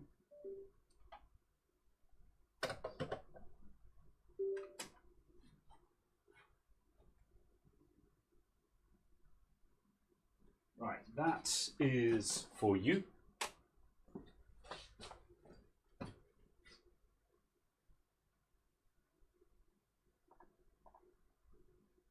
Right, hold on everyone. I'm just checking that the correct things went to the correct places.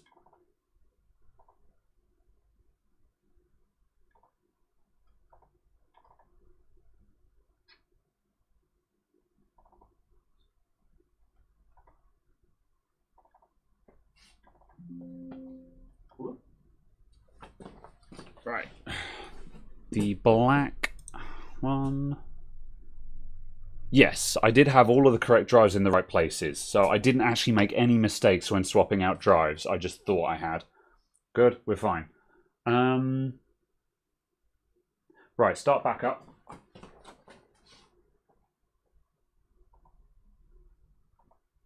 Close all of that.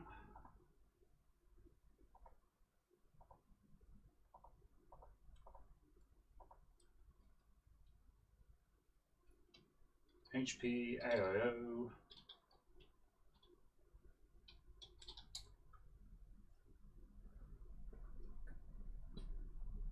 Spinning up the drives. Again. All right, that's now cruising. Okay, so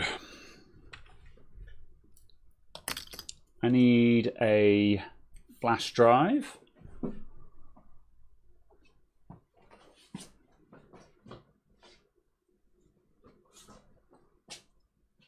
Which I shall plug into the computer. Alright, so what is this? This is a 15G092SA. Let's find a BIOS.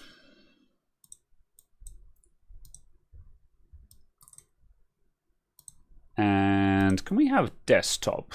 Would that work? Studio mode, desktop. Display capture. That one. That would work. Pachow. All right. HP.com. Support, drives and downloads. Go away. Laptop. Right, 15G092SA. Bam.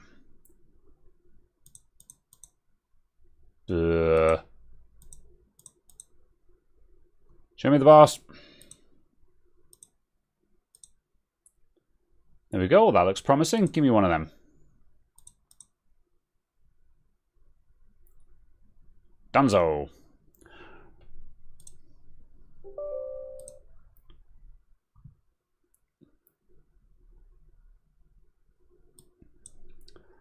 Let's start flashing. Well, from a flash drive is not terribly exciting, but...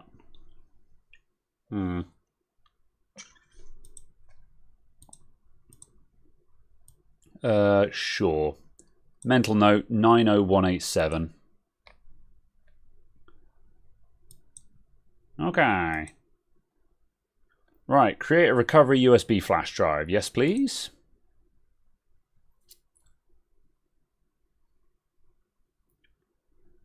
Yeah, that'll do. Format it.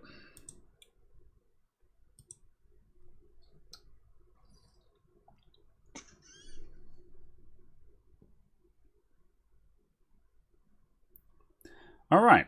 Now, this flashing from the USB dealio for HPs, this has never worked for me before. I've never had a single time where this has worked. So, pardon me if I'm not holding my breath, but we'll see. Oh, safely eject.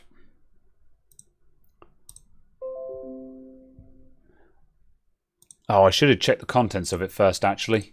It didn't change the volume label. Right.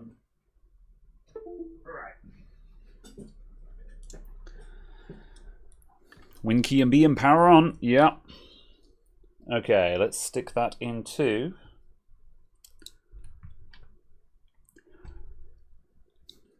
Right. Did someone give advice on which USB port to use as well? The motherboard's built-in port is USB 3. The USB 2 ports are on the I/O board near power cord. Yeah. Well, okay. Everyone just gave opposite things. RNG says near power cord, which is on the board itself. Firephone says the USB 2 ports, which are on the I/O board. Closest USB port to the I/O board. The USBs are on the I/O. Oh my god. Chat, you're useless. Subboard is routed through the PCH, no difference. Fine, I'm plugging it in the USB 3 port, which is on the main motherboard. Alright.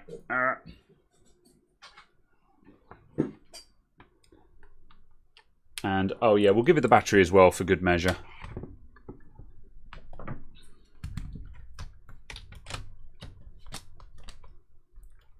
Whoop.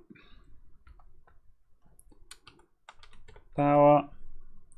Got a charge light. Right. So, are we holding WinB? Are we holding WinB before we press the power button, or power button and then WinB? Because I'm never sure whether keys you hold down before powering on actually count. I'm doing it holding. So holding WinB. Power on. Yes, before. Fair enough. If it does, I can see a sleepwalker. Saying it over and over again doesn't change it. I'm going to try both.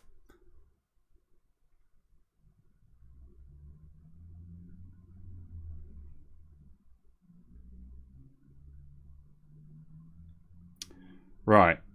Flash in caps lock.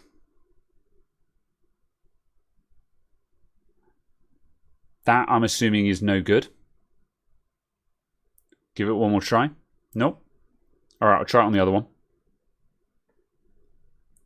Wait 2 minutes. Really? Okay, well that's probably been about 10 or 15 or 20 seconds. And now wait 2 minutes. Like, does it give any indication as to when it's looking? Because, like, it's still blinking the caps lock light. To me, that just says it's just not posted.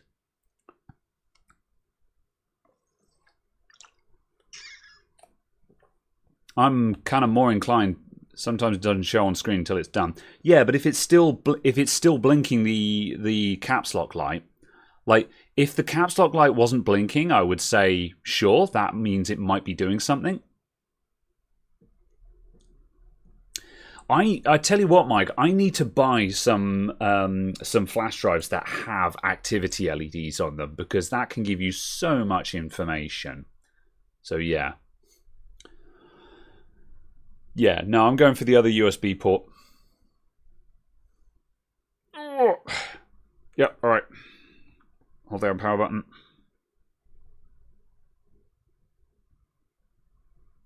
It's dead, Jim.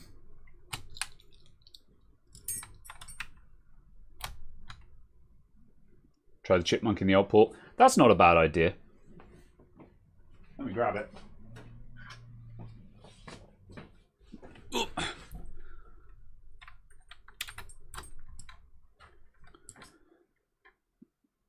Yep. Chipmunk action is in. Right, WinB.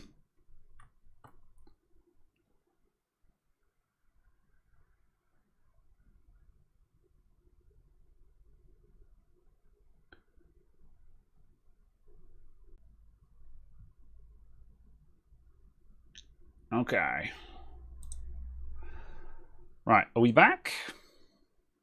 I'm waiting for YouTube Studio to catch up. Hand in front of camera. I think we're back. If only we knew someone who fixes PCs. All right, and we are live. Good, we're back. All right, yeah, the stream PC blue screened. So, I guess. Oh, I need camera control as well. Nope. And then my phone that I loaded up the stream on so I could chat.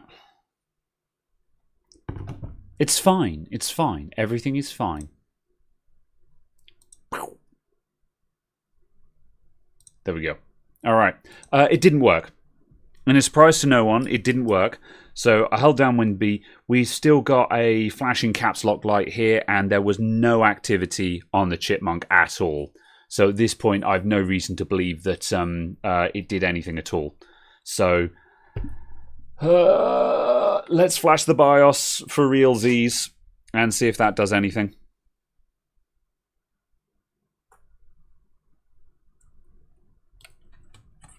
Whoop. Plan B, rehot the GPU. This will be especially effective since it doesn't even have a GPU. So we just rehot the section of the motherboard where the GPU would be if it had one. Although I guess the GPU is technically built into the CPU. So we could rehot the CPU. Bro.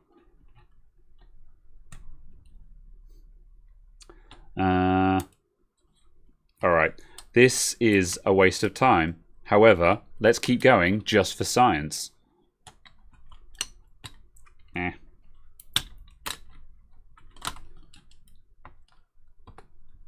Come on. Right, let's put that to one side, actually.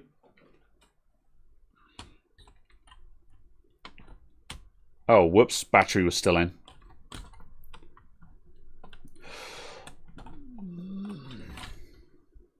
My God. Clang. Can I do it from backwards? Eh? Eh? Eh? Eh? There we go. I did it. Alright, we're free. The nightmare is... Well, the nightmare's not over. The nightmare is far from over.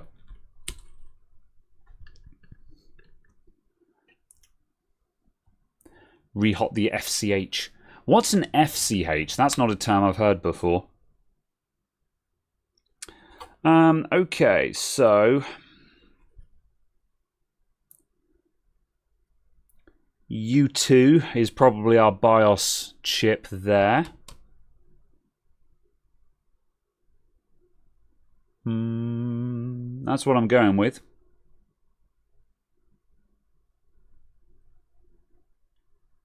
Pianov with a rehot comment. Fusion Controller Hub. It's AMD's PCH equivalent. Oh, fair enough.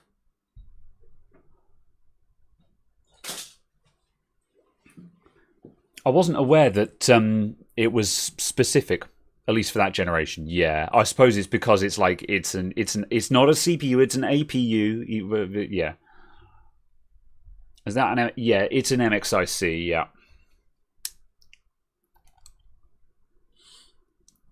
And our survey says...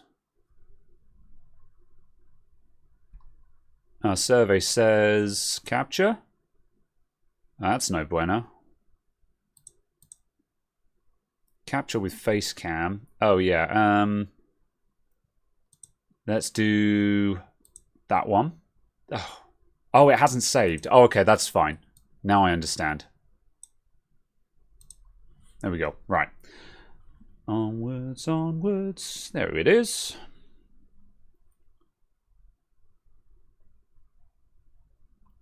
It's a... no, I lie. It's a WinBond. 25Q64F.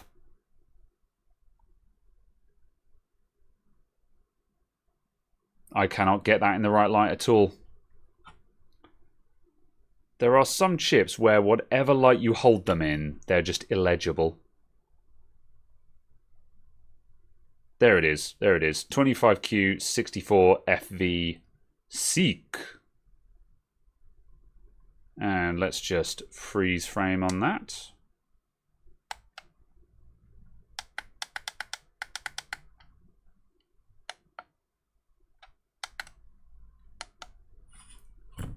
Here we go.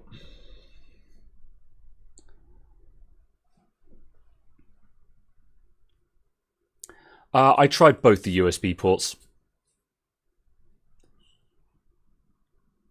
Yeah. Okay. Right, let's get this thing off the board.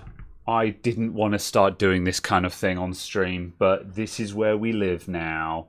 And This stream has gone horrendously not to plan, so let's just kind of hope that I can get something entertaining out of it.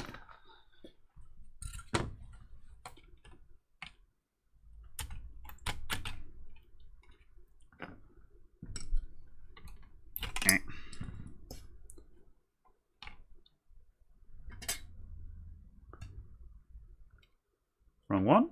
I'm going to need that. Going to need that.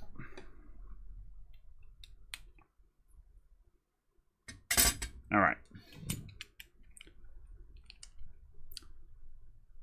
Whoop. And resume.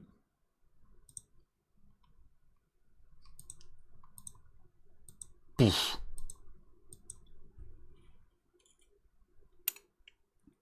Nah. Nah, nah, nah. That's my fluxing noise, everyone.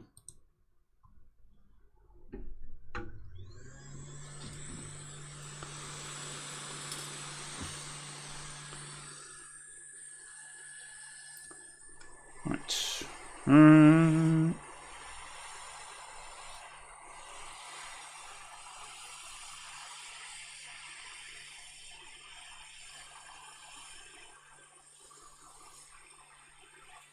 Nope, not quite that quick. Only the most professional live streams, absolutely. I need better tweezers. I need my other tweezers. There we go. My angled tweezers are really good for doing ribbon cables and stuff, but they are really bad at grabbing chips.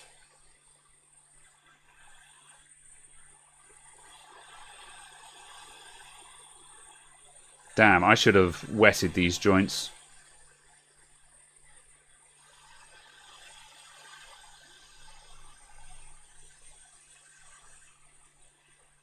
What the hell? This thing's welded down. There it goes.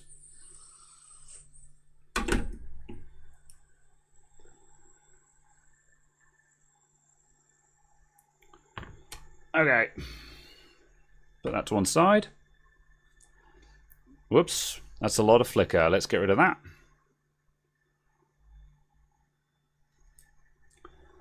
Let's see. And the flesh.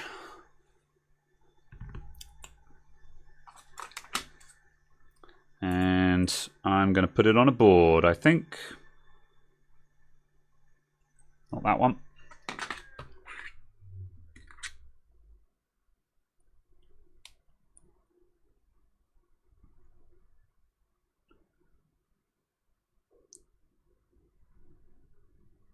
Blammo.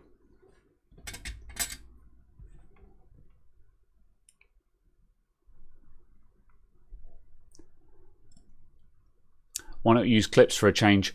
I think I've never seen a clip that is reliable, and everyone I know who does this seriously tells me not to use a clip. Now, admittedly, I have not bought a high-quality clip. However, as I say, like, Wild Floor Lamp, last time I checked, you don't use a clip, do you? Do you ever use a clip, actually? I suppose, I mean, like, it's acceptable if you know the platform, but I feel like chip-off board is always safer. That's hilariously not straight, but it's on.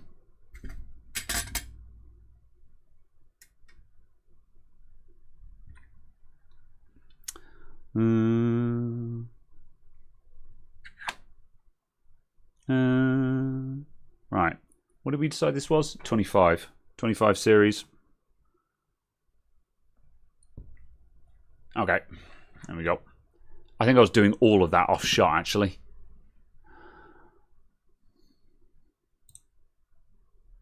Whoop. Put that over there. Only on ATX boards with a header, but use sockets. Yeah, I do have a socket. However, I couldn't... Oh, I was about to say I couldn't see it in front of me. However, the moment I looked over the left, I was like, oh, there's my socket. Never mind. Okay, right, let's see. What am I using? Neoprogrammer for this one.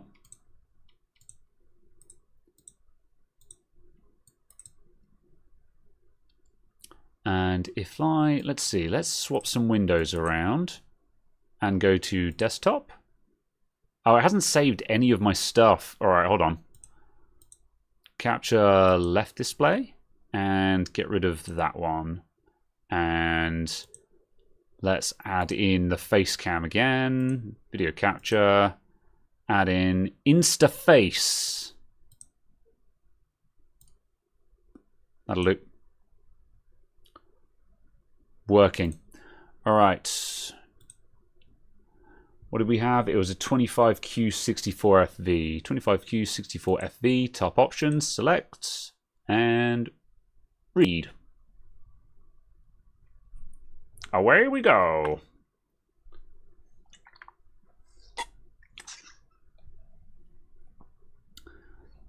Was I a nerd at school? I was. I was a big nerd.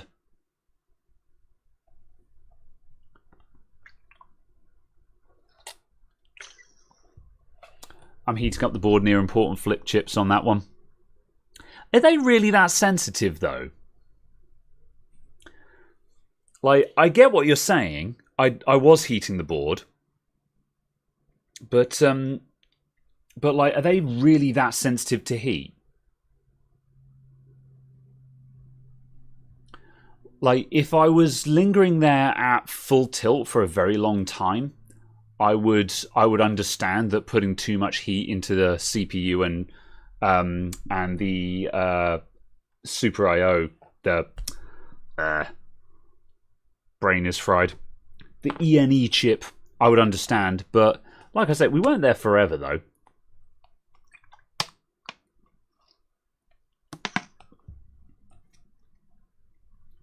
If they've got a bump defect, you may relieve it by heating it up. Okay.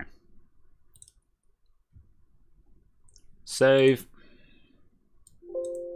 Huh. And I'm going to save this into a new dump folder. ROM dumps, new folder. I'm going to call this HP 15G092SA.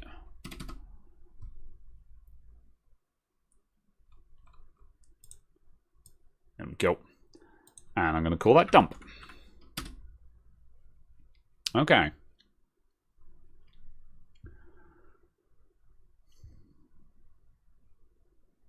Right. Okay, so now if I run... So, what's the simplest way of testing this now? My inclination is just to extract the ROM from the download I took and bash that on there and see if it works. Whoop. So I'm going to run this guy again and just extract the ROM file from it.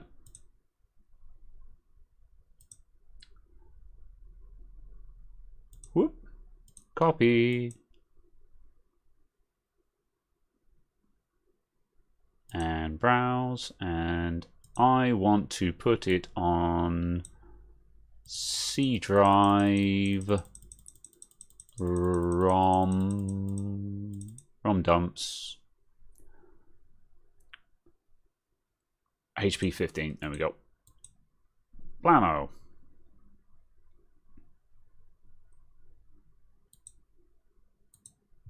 I should be wearing my Robin Hood hat, Graham. That's for home.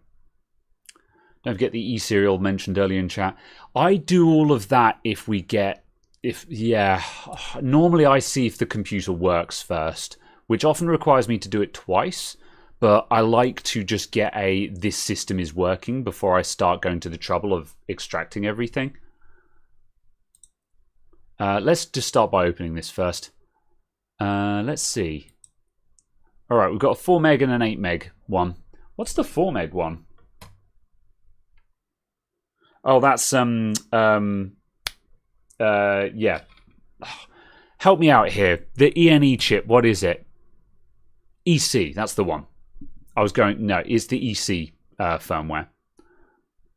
I was having a mental lapse there. Right. So it's the 4 meg. Are you sure? Our dumper was at 8 megs.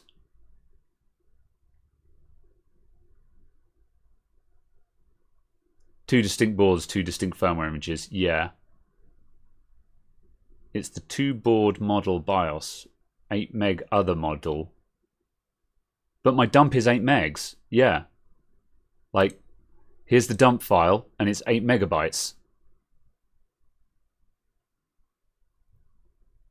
So, yeah. EC firmware is much smaller. Oh, okay, that's fair. Yeah. All right, that's done. Right, I'm just going to blast this onto the chip and just see if it posts. If it posts, we can go through and we can do serials and stuff like that.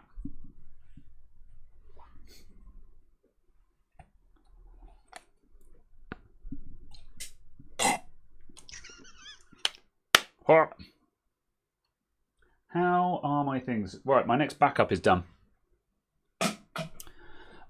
It's for a different version of the board, Raider.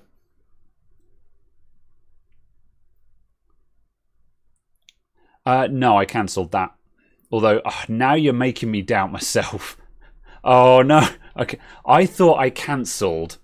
However, now you're making me doubt myself. So, I'm just going to heckin' run it again.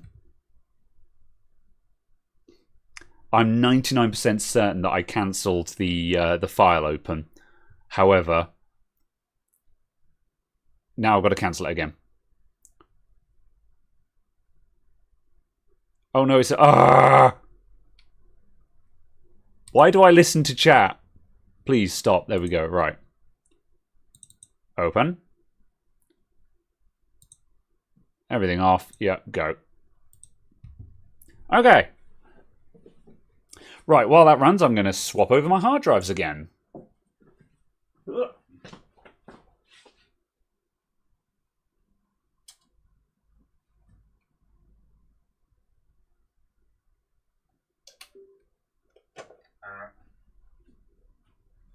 And I need a 1 terabyte for this one. 500. 1 terabyte. You love torturing me, especially by accident. You're my kids and I love you, but you're all terrible.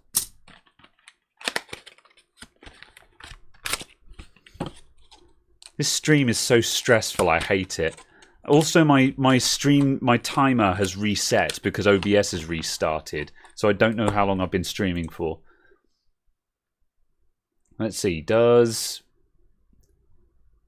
No, I can't tell. Now I have to use like the actual time to figure out how long I've been streaming for. Right, we started at 3:45, 5:45, 5:45. Okay, we're coming up to 2.5 hours. How much of BX now? I don't pay attention to BX drives. I always use MX. Just because I've seen a couple of failed BXs. I've seen more failed BX drives than I have MX drives, and I've fitted an awful lot more MX drives. So the failure rate on BX is significantly higher in my personal experience. Sample size of my shop kind of thing. And most of the time, you know, I like to use the MX500 because no one argues with the MX500. If you're putting an MX500 drive in something, that is like short of Samsung drives, which I think are overpriced. The MX500 is like the best 2.5-inch SSD on the market. It's only beaten by the Samsung, which is like £20 more expensive. So if you put in MX500s, no one's going to be like, cheap SSD. It's like, it's an MX500. It's the best there is. So I kind of stick with those personally. Right, that's nearly there. Restore complete disk from images.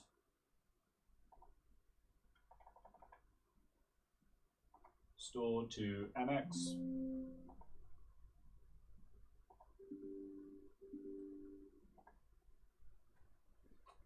Off it goes. Do you use the Windows 10 dark theme? I do at home. However, in the shop, I actually use some. And the Windows 11 machine over there is.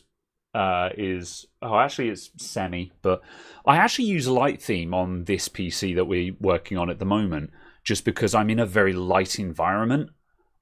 So I actually like light theme because there's a lot of light in this room right now. I've got a crap ton of ceiling lighting and I'm under studio lights. So light theme actually works a lot better for me. With the exception of Discord. Discord just looks wrong in light theme. It's just not because light theme is bad, but just because Discord's light theme is just really awfully designed. So yeah. Okay, right. Our flash is done. So let's stick it back on the board and see if it does anything. Bench cam with face. Boop.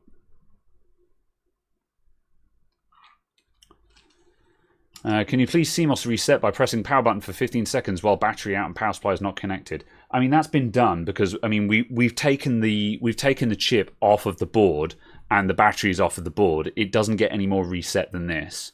So that kind of gets done by definition. There's my thing. Whoop.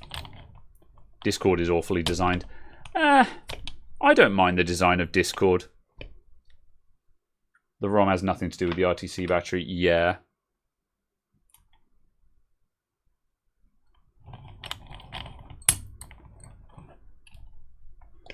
I've seen after BIOS updates, sometimes you need to do a CMOS reset to make things settle. Although maybe it just needed a another reboot every time I tried to do that.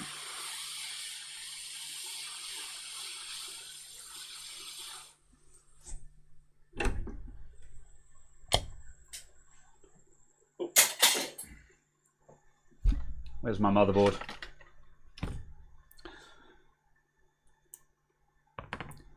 All right.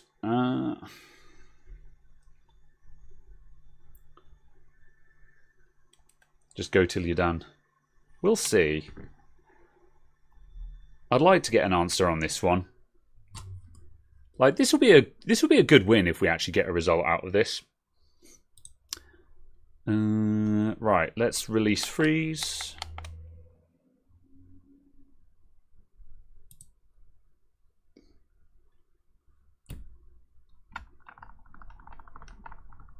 You don't need to be zoomed in by that much.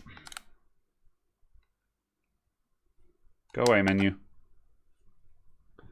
And I'm going to soldering iron hero this on because Floor Lamp was just like, you're heating up flip chips. And I'm like, I'm sorry.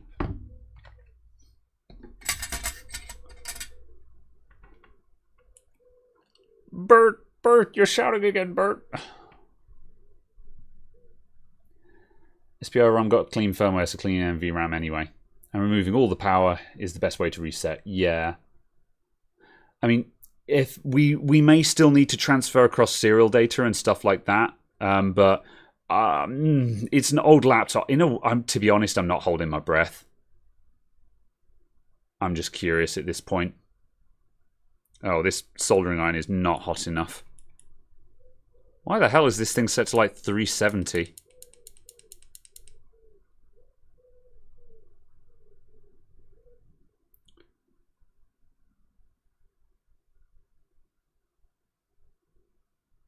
Hello? Come on, help me out here. There we go.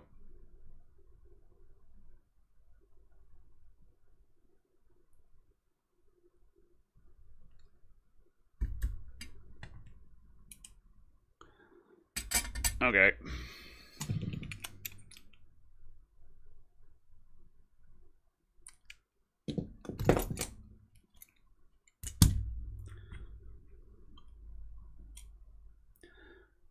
That goes that way round.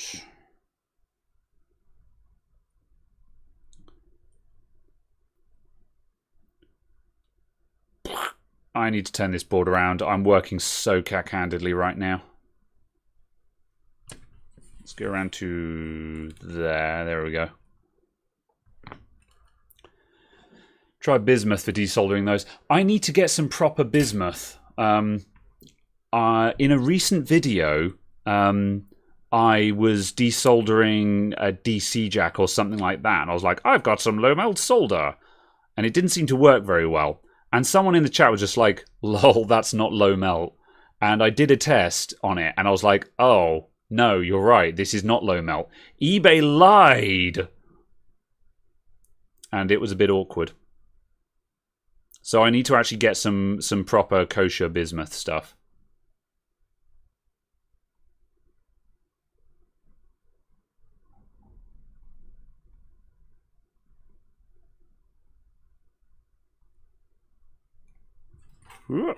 Get the other side.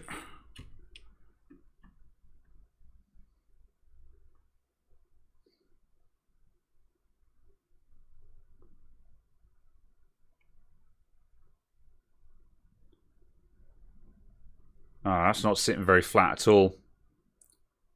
Oh, come on. Let me be lazy. Let me be lazy, please.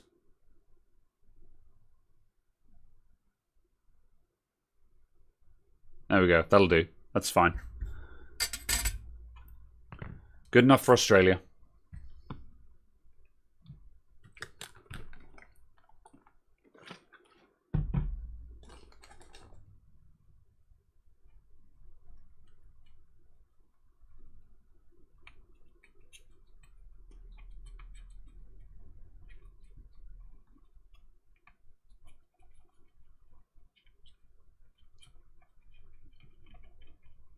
Flux. Flux everywhere.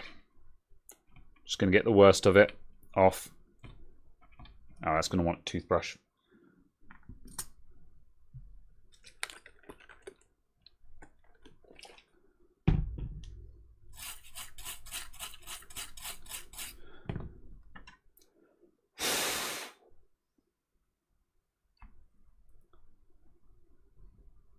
There we go. I've swept all of the flux down to that chip down there. Awesome.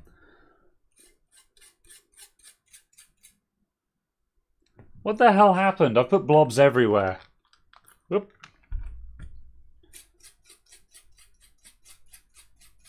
How did this happen?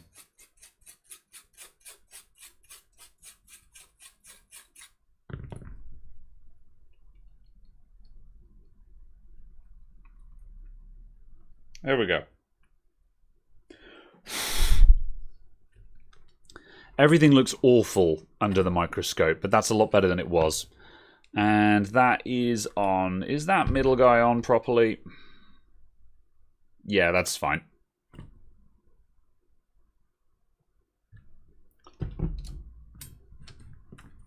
Okay. Right. Capture with face cam? Nope. Bench cam and remove that one.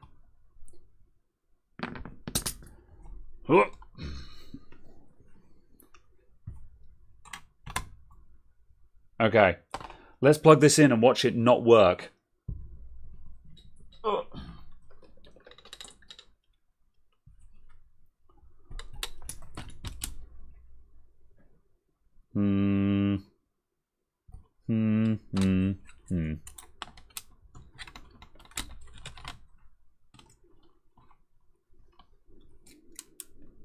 Oh, RAM.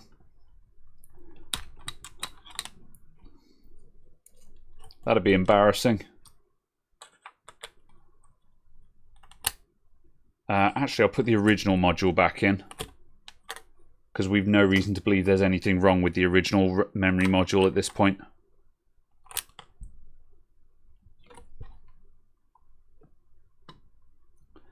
Now, if this doesn't work, I'm giving up on this laptop because it's an A8. Who cares?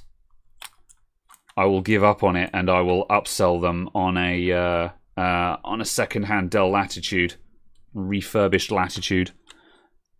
Why did I leave the battery in this thing? What was I thinking? Oh my god. Okay, hold on. Let me get this under control. This is a catastrophe right now. I hate everything. Alright, there we go. The battery is no more. Can probably get a new board for 30 quid. Yeah, but come on. Are we really replacing motherboards on a 10-year-old A8? Yeah.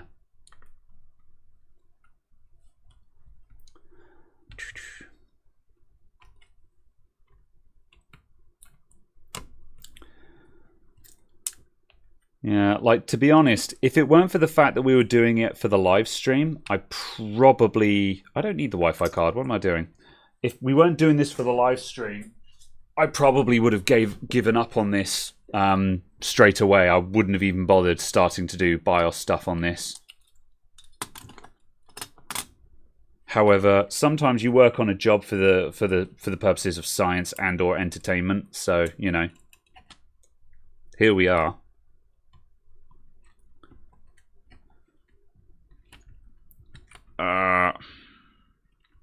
I keep forgetting everything. Can I plug this in blind?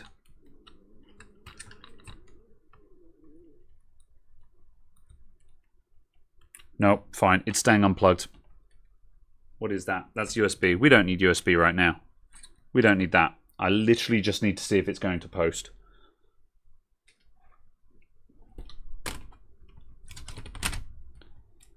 If we get anything out of it, then we're cruising and we can actually start doing stuff properly.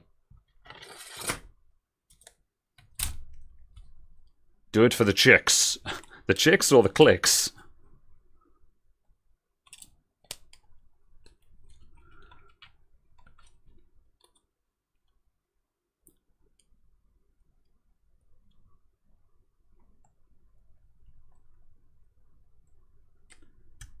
Right, is that keyboard? No, I didn't think so. That keyboard's not in properly. There we go. All right.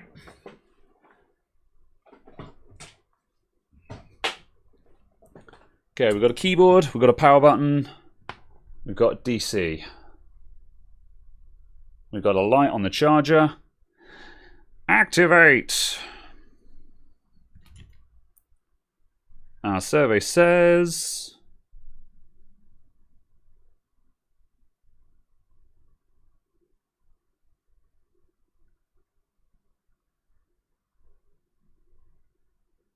Three flashing caps lock keys.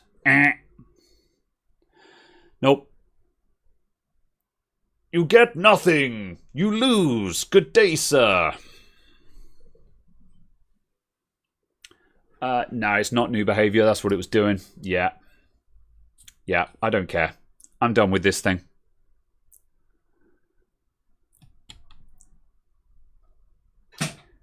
It's not the memory because we've tried a different one.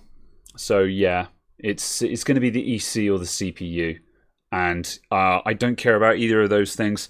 I'm done with this thing. I'm going to put it back together again, and then what I'm going to do is I'm going to try and reassemble a couple of the other computers that we took apart, just so we've got some done. However, let's throw this thing back together again. This is the worst thing when you have a dead laptop, is now I have to reassemble it properly, because you can't just give a customer back a pile of dead bits.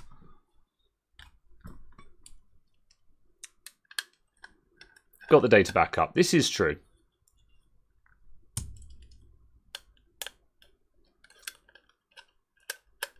Rehot, bro? No. I mean... What happens if we rehot it? Was it going to last like a week, 2 weeks? Like, does that ever really give you something that lasts? Huh.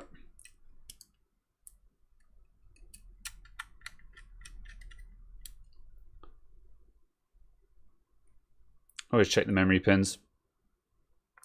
If it was yeah, I mean, memory, I have had success by reflowing the memory pins before, I'll give you that. Gives you confirmation. That's true. Oh my god, okay. We're gonna...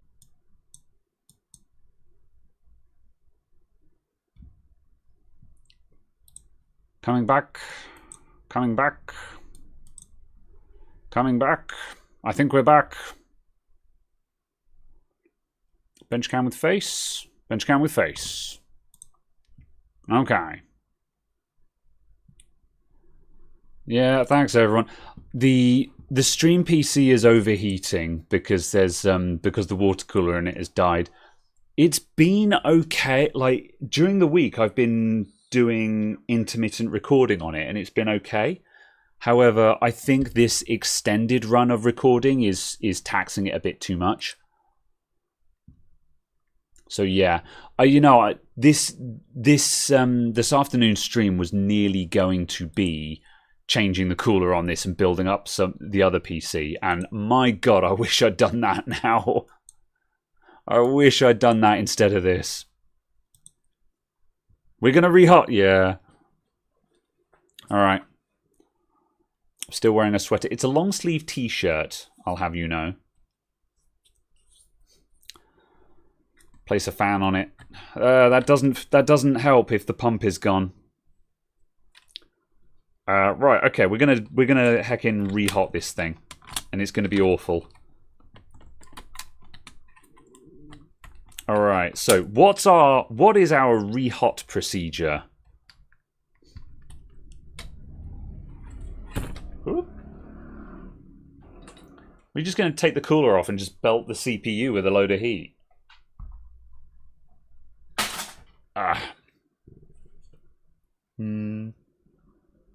Where's my... There it is.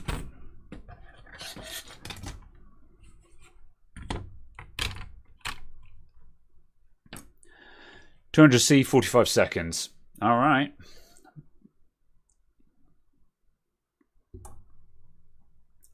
Okay. Whoop.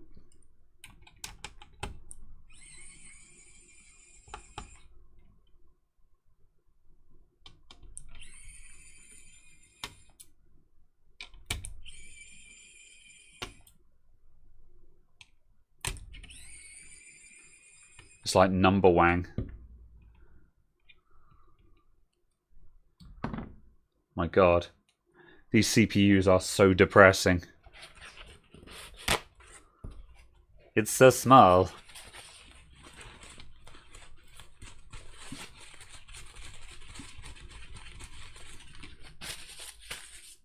Whoop. Okay. Where's my zoom control?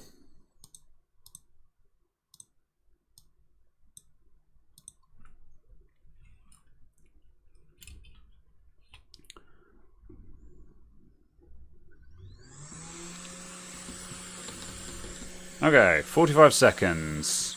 Where's my... I'm going to time it. We're going to be precise with this. Clock. Go! Oh, should I go... Hang on a minute. Should I go nozzle off for this? Because a small nozzle seems like it's going to just drop everything. Hang on a minute, I'm nozzle offing. Because otherwise it's just going to be too... I don't think it's going to actually get anywhere.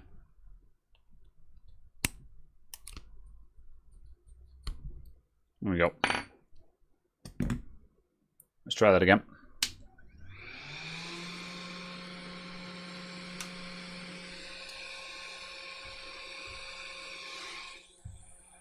Off we go. Good luck, everyone!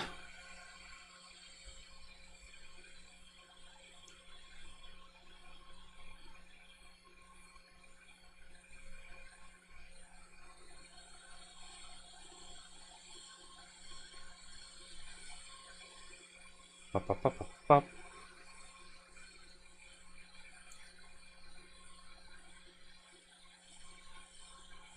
Yeah, we're not reflowing this at 200 degrees C. You know, we're heating it.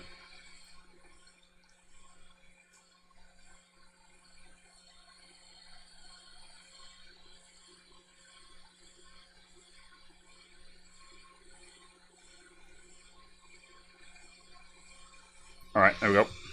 That was like 50 seconds, but...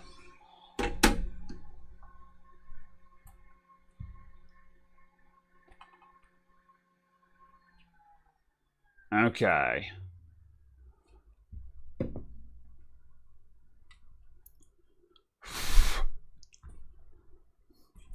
Our survey will say... Oh...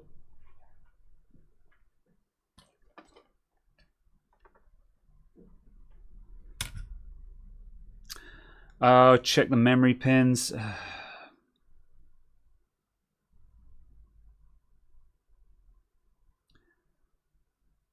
You know what? Let's entertain this for a sec. I'm going to test it with just the rehot. Going to test it with the rehot bro. And if this doesn't work, we'll check the EC and the memory pins. Again, for the sake of science. Let me get some thermal paste. Uh-oh. Come on, sort it out. Accidentally lent on snip.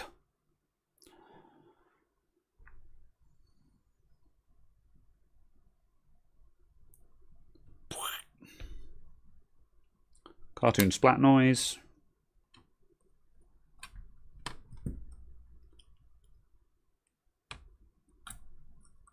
There.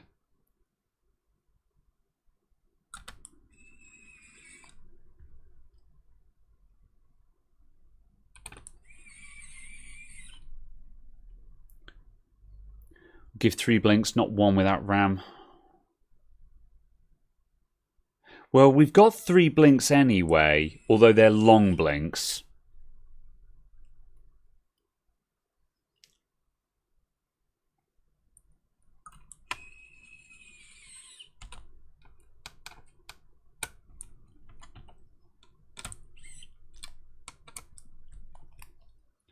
Oop.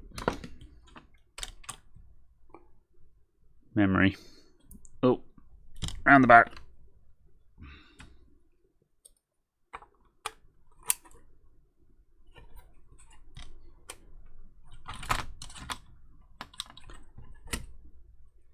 Plug everything in.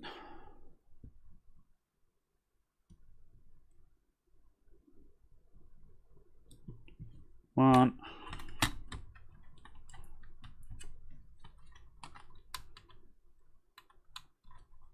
Two.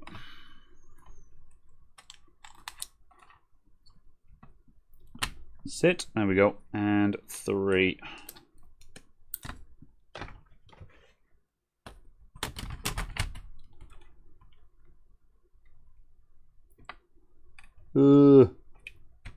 Power and hard drive.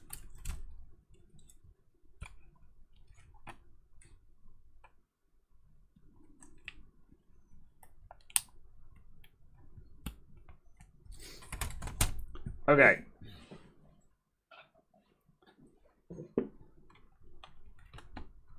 Right, DC jack in, light on the charger. Let's zoom out a little bit. Power.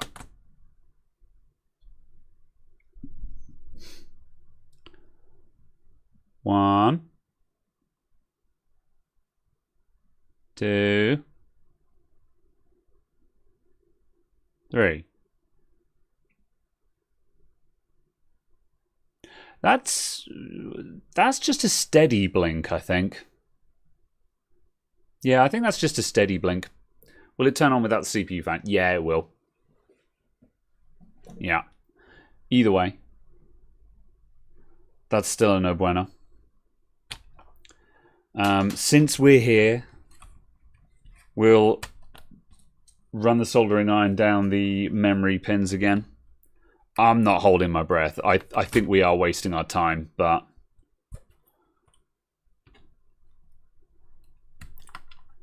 sometimes this is useful because, you know, when people are saying sort of like, try this, try that, it's like, well, you know what? Okay, let's try it. Although, honestly, I'm not convinced about reflowing the solder balls by heating it underneath. I'm super skeptical that that's doable with a hot air station alone.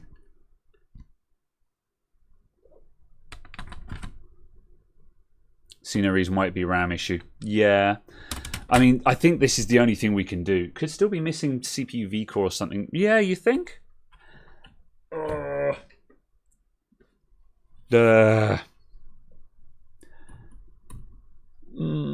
we going to start looking into that? Are we going to start taking measurements? I'm tired. We've been going for 3 hours and this thing is just like, yeah.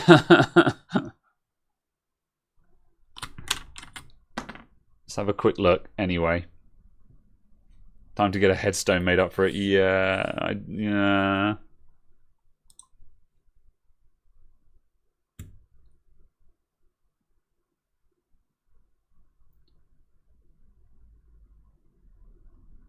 That's thermal paste. Don't care.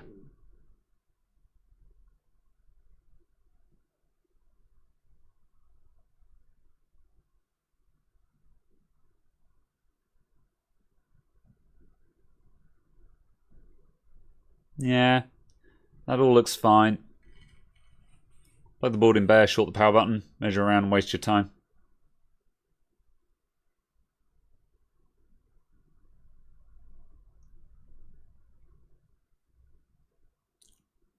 Yeah. Seems alright. Let's see if we've got CPU vCore.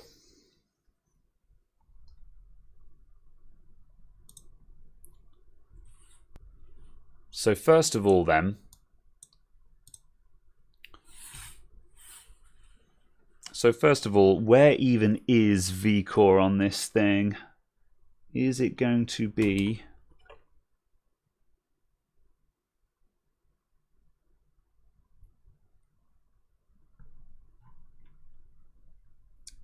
I'm guessing that's our vCore there. It's not immediately obvious with this guy. I'm just going to pull the power button off of the thing. You'll notice from the measurements, this is true. If we see vCore there, then we know it's there. Oh, I've got to take so much apart to get the DC jack out of this. I hate everything. Remember when I said we were just going to swap out hard drives? I was going to talk about, we were going to talk tech, and I was just going to swap out hard drives with SSDs while I did that. And I wouldn't have to do any thinking. I would just have to talk to the chat and just say hello. That's what this was supposed to be. Whoop. Go home. Maybe.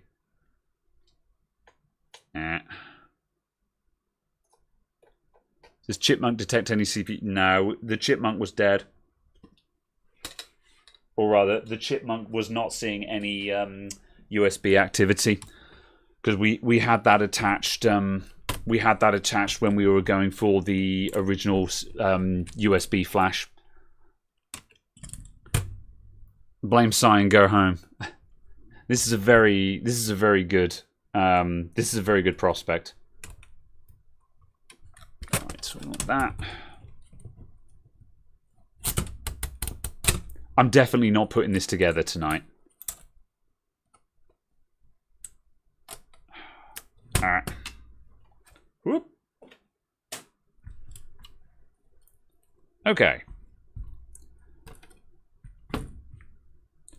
That would go there, that would go there, so that would go there.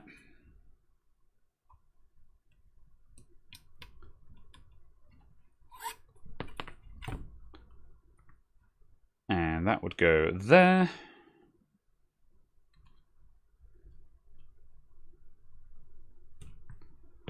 All right, power.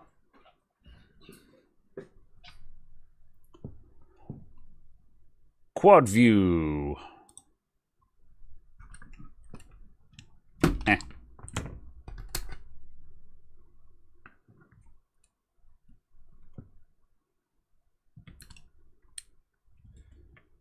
Sorting out wires. All right.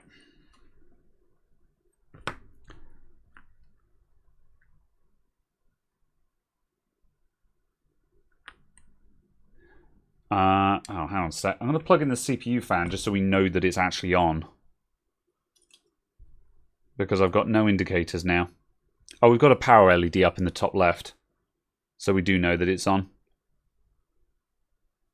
However, I'll plug in this fan anyway.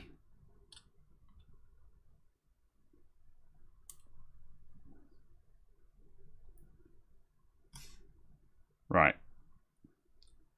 I'm going to power cycle this just so the fan spins and we can see it go. Happy you're working on a 486 rather than dealing with some AMD nonsense. Are you fixing a 486 at the moment? Or is that just simply the computer you use because Linux runs on everything? That was unnecessary, I'm sorry. Right, power on. Okay, there we go, fan spin. So the fan will stop spinning in a moment. There we go. Right, the system is on. Okay, let's see. So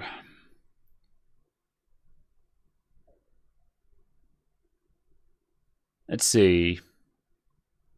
890 millivolts. That looks like vCore to me. CPU is warm.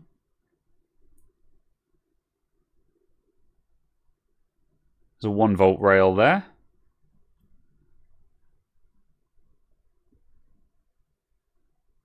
The 1.8 volt rail to the lower right. Let me move across a bit. There we go. Right, so we've got 890 millivolts. There was, what were you again? 980. 1.8. 1.5.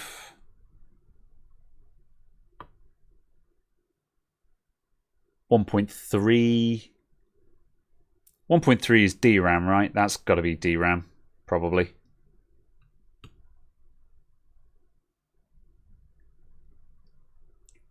Another 860 there. Don't know what you're for. That's going to be power related down there. There's a 3 volt rail. Yeah, it looks like we've got stuff. May waste time installing Windows 95 from floppies. Is the I/O chip hot? There's some warmth in there. You know, like it's hot is a bit of a stretch. There is some. It's above room temp. You know. I wouldn't say it's hot though. So yeah, it's got to be the CPU. I think the CPU's brain dead. 20 volts into the CPU. What are you getting blamed for? Everything, Si.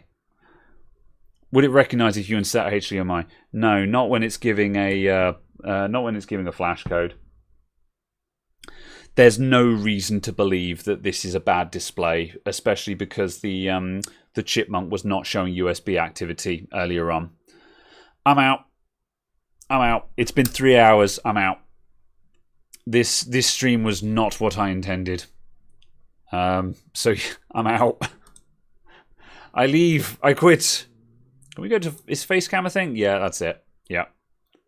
Dead APU. No. Yeah, pretty much. All right. Well, thanks for tuning in, everyone. This was not the stream that I was planning, nor the stream that I wanted. However, I think we have proven beyond reasonable doubt that this laptop is a waste of time and needs to be thrown in over a hedge. So, yeah. That's it. I'm out. We'll be back next week with Caradog. We'll be back to normal things. Can you increase the voltage on that CPU? Don't know. I didn't bump my head on the desk. This is true.